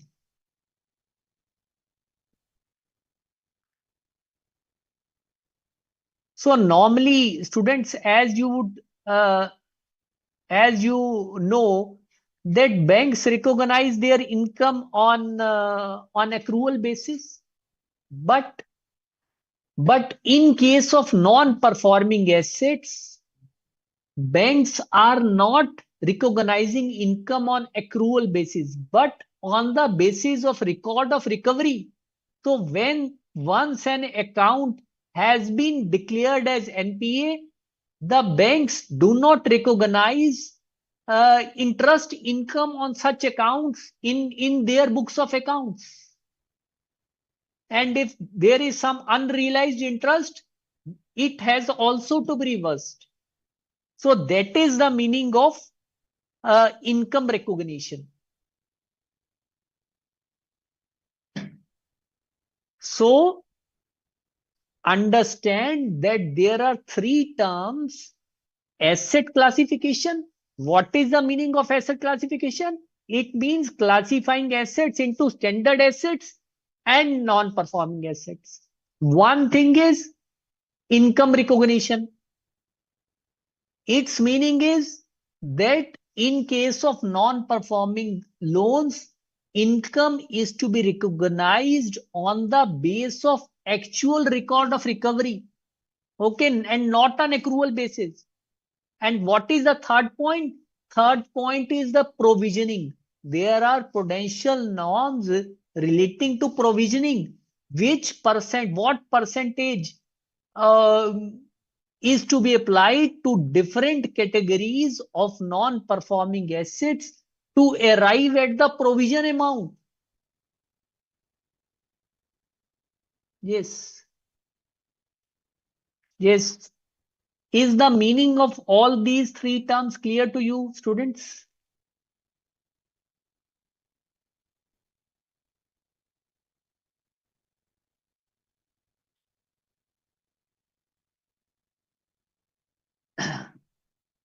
So students who are reading this chapter for the first time, you may get some time before you familiarize yourself with different terms which are contained in this chapter.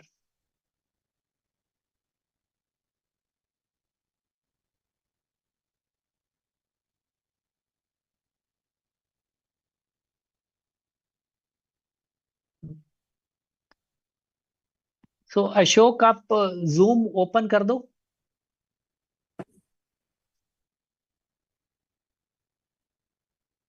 Yes, any student who wants to ask. Yes, Tambeshwari आप पूछ रहे हैं. You are asking income recognize one time more. So Tambeshwari, you have to understand that once an account turns bad, once an account turns into NPA, so banks stop applying interest on that account in their financial statements. They are not recognizing income because recognition of income is itself doubtful. So when it is you have learnt in accounting that revenue recognition has to be made when it is certain. So when it is doubtful, when the revenue recognition is doubtful, why you are going to recognize the revenue? That is the fundamental principle behind it. Yes, Tambeshwari. Yes, sir, I understood. Thank You you, sir. understood in basic language, very common sense type of language. I think I have tried to make it clear to you. Yes, sir. Yes. It's mean It means that when I use the NPA, when the revenue recognition is default, so I don't recognize the yes, interest. क्योंकि पैसा आना, पैसे की recovery doubtful है, तो मैं उसमें interest income कैसे रिकॉग्नाइज करूंगा? मेरा तो ओरिजिनल जो पैसा दिया हुआ है वही डाउटफुल है, उसकी रिकवरी नहीं आ रही. So how how I am going to recognise interest income on that? Yes, sir. Understood, sir. Thank you, sir. Yes, anybody else?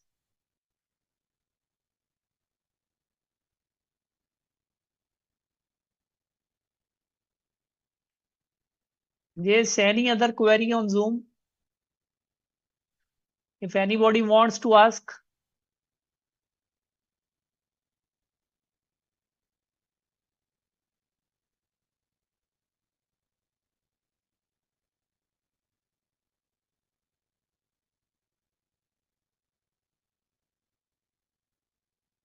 And Srinivasan, yes, there was one query from your side, a difference between consortium of bankers and lead consortium. So consortium of banker means, so when some banks get together to finance an entity. Okay, like 4 or 5 banks, there is a huge exposure, and 4 or 5 banks get together to finance an entity, and one of them who has major stake, he becomes the lead consortium. Okay, he becomes the lead banker.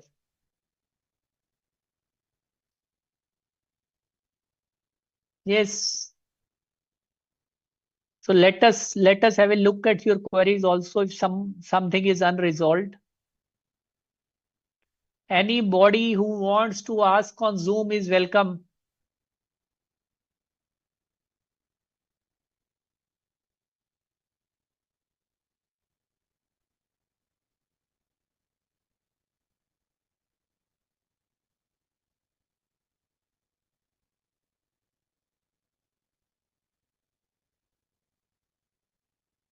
Yes, students, drawing power concept is also clear to you. That is also important at intermediate level. And students, related to drawing power concept, there is a concept of stock audit.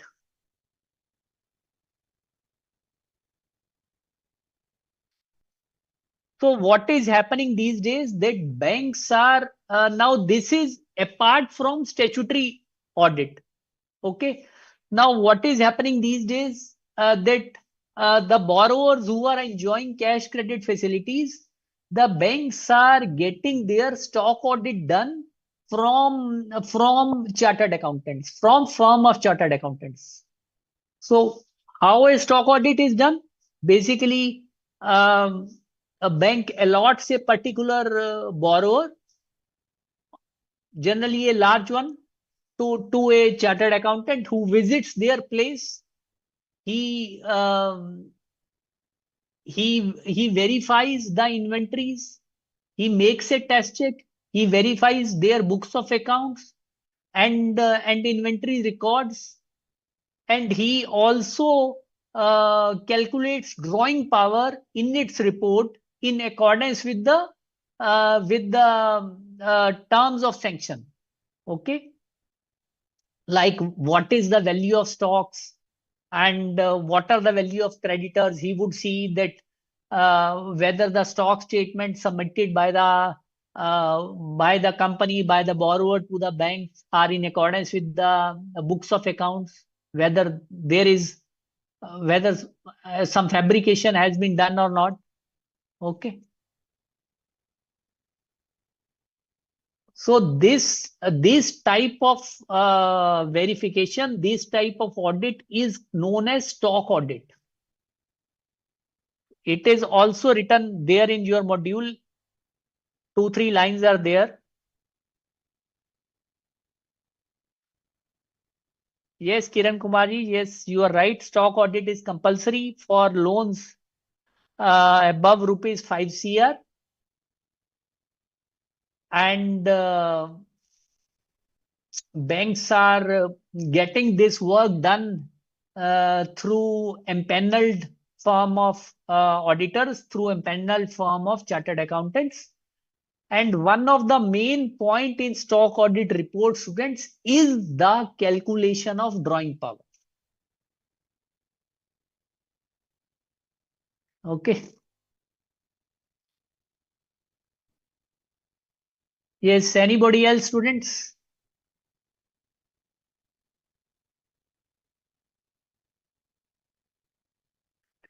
Anybody who wants to raise a query on Zoom is welcome to raise.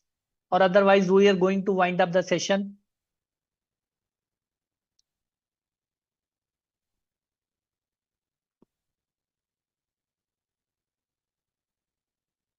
Okay, there is none, students. So students, thank you for listening patiently. And again, I would like to repeat that the next class of this chapter would be on 16th Jan. That is on Thursday. There would be no class on Tuesday, on coming Tuesday. And there would be another class of this chapter on 17th of Jan. That is Friday. Okay. So there would be classes on 2 consecutive days. Okay. Thank you. Thank you, guys.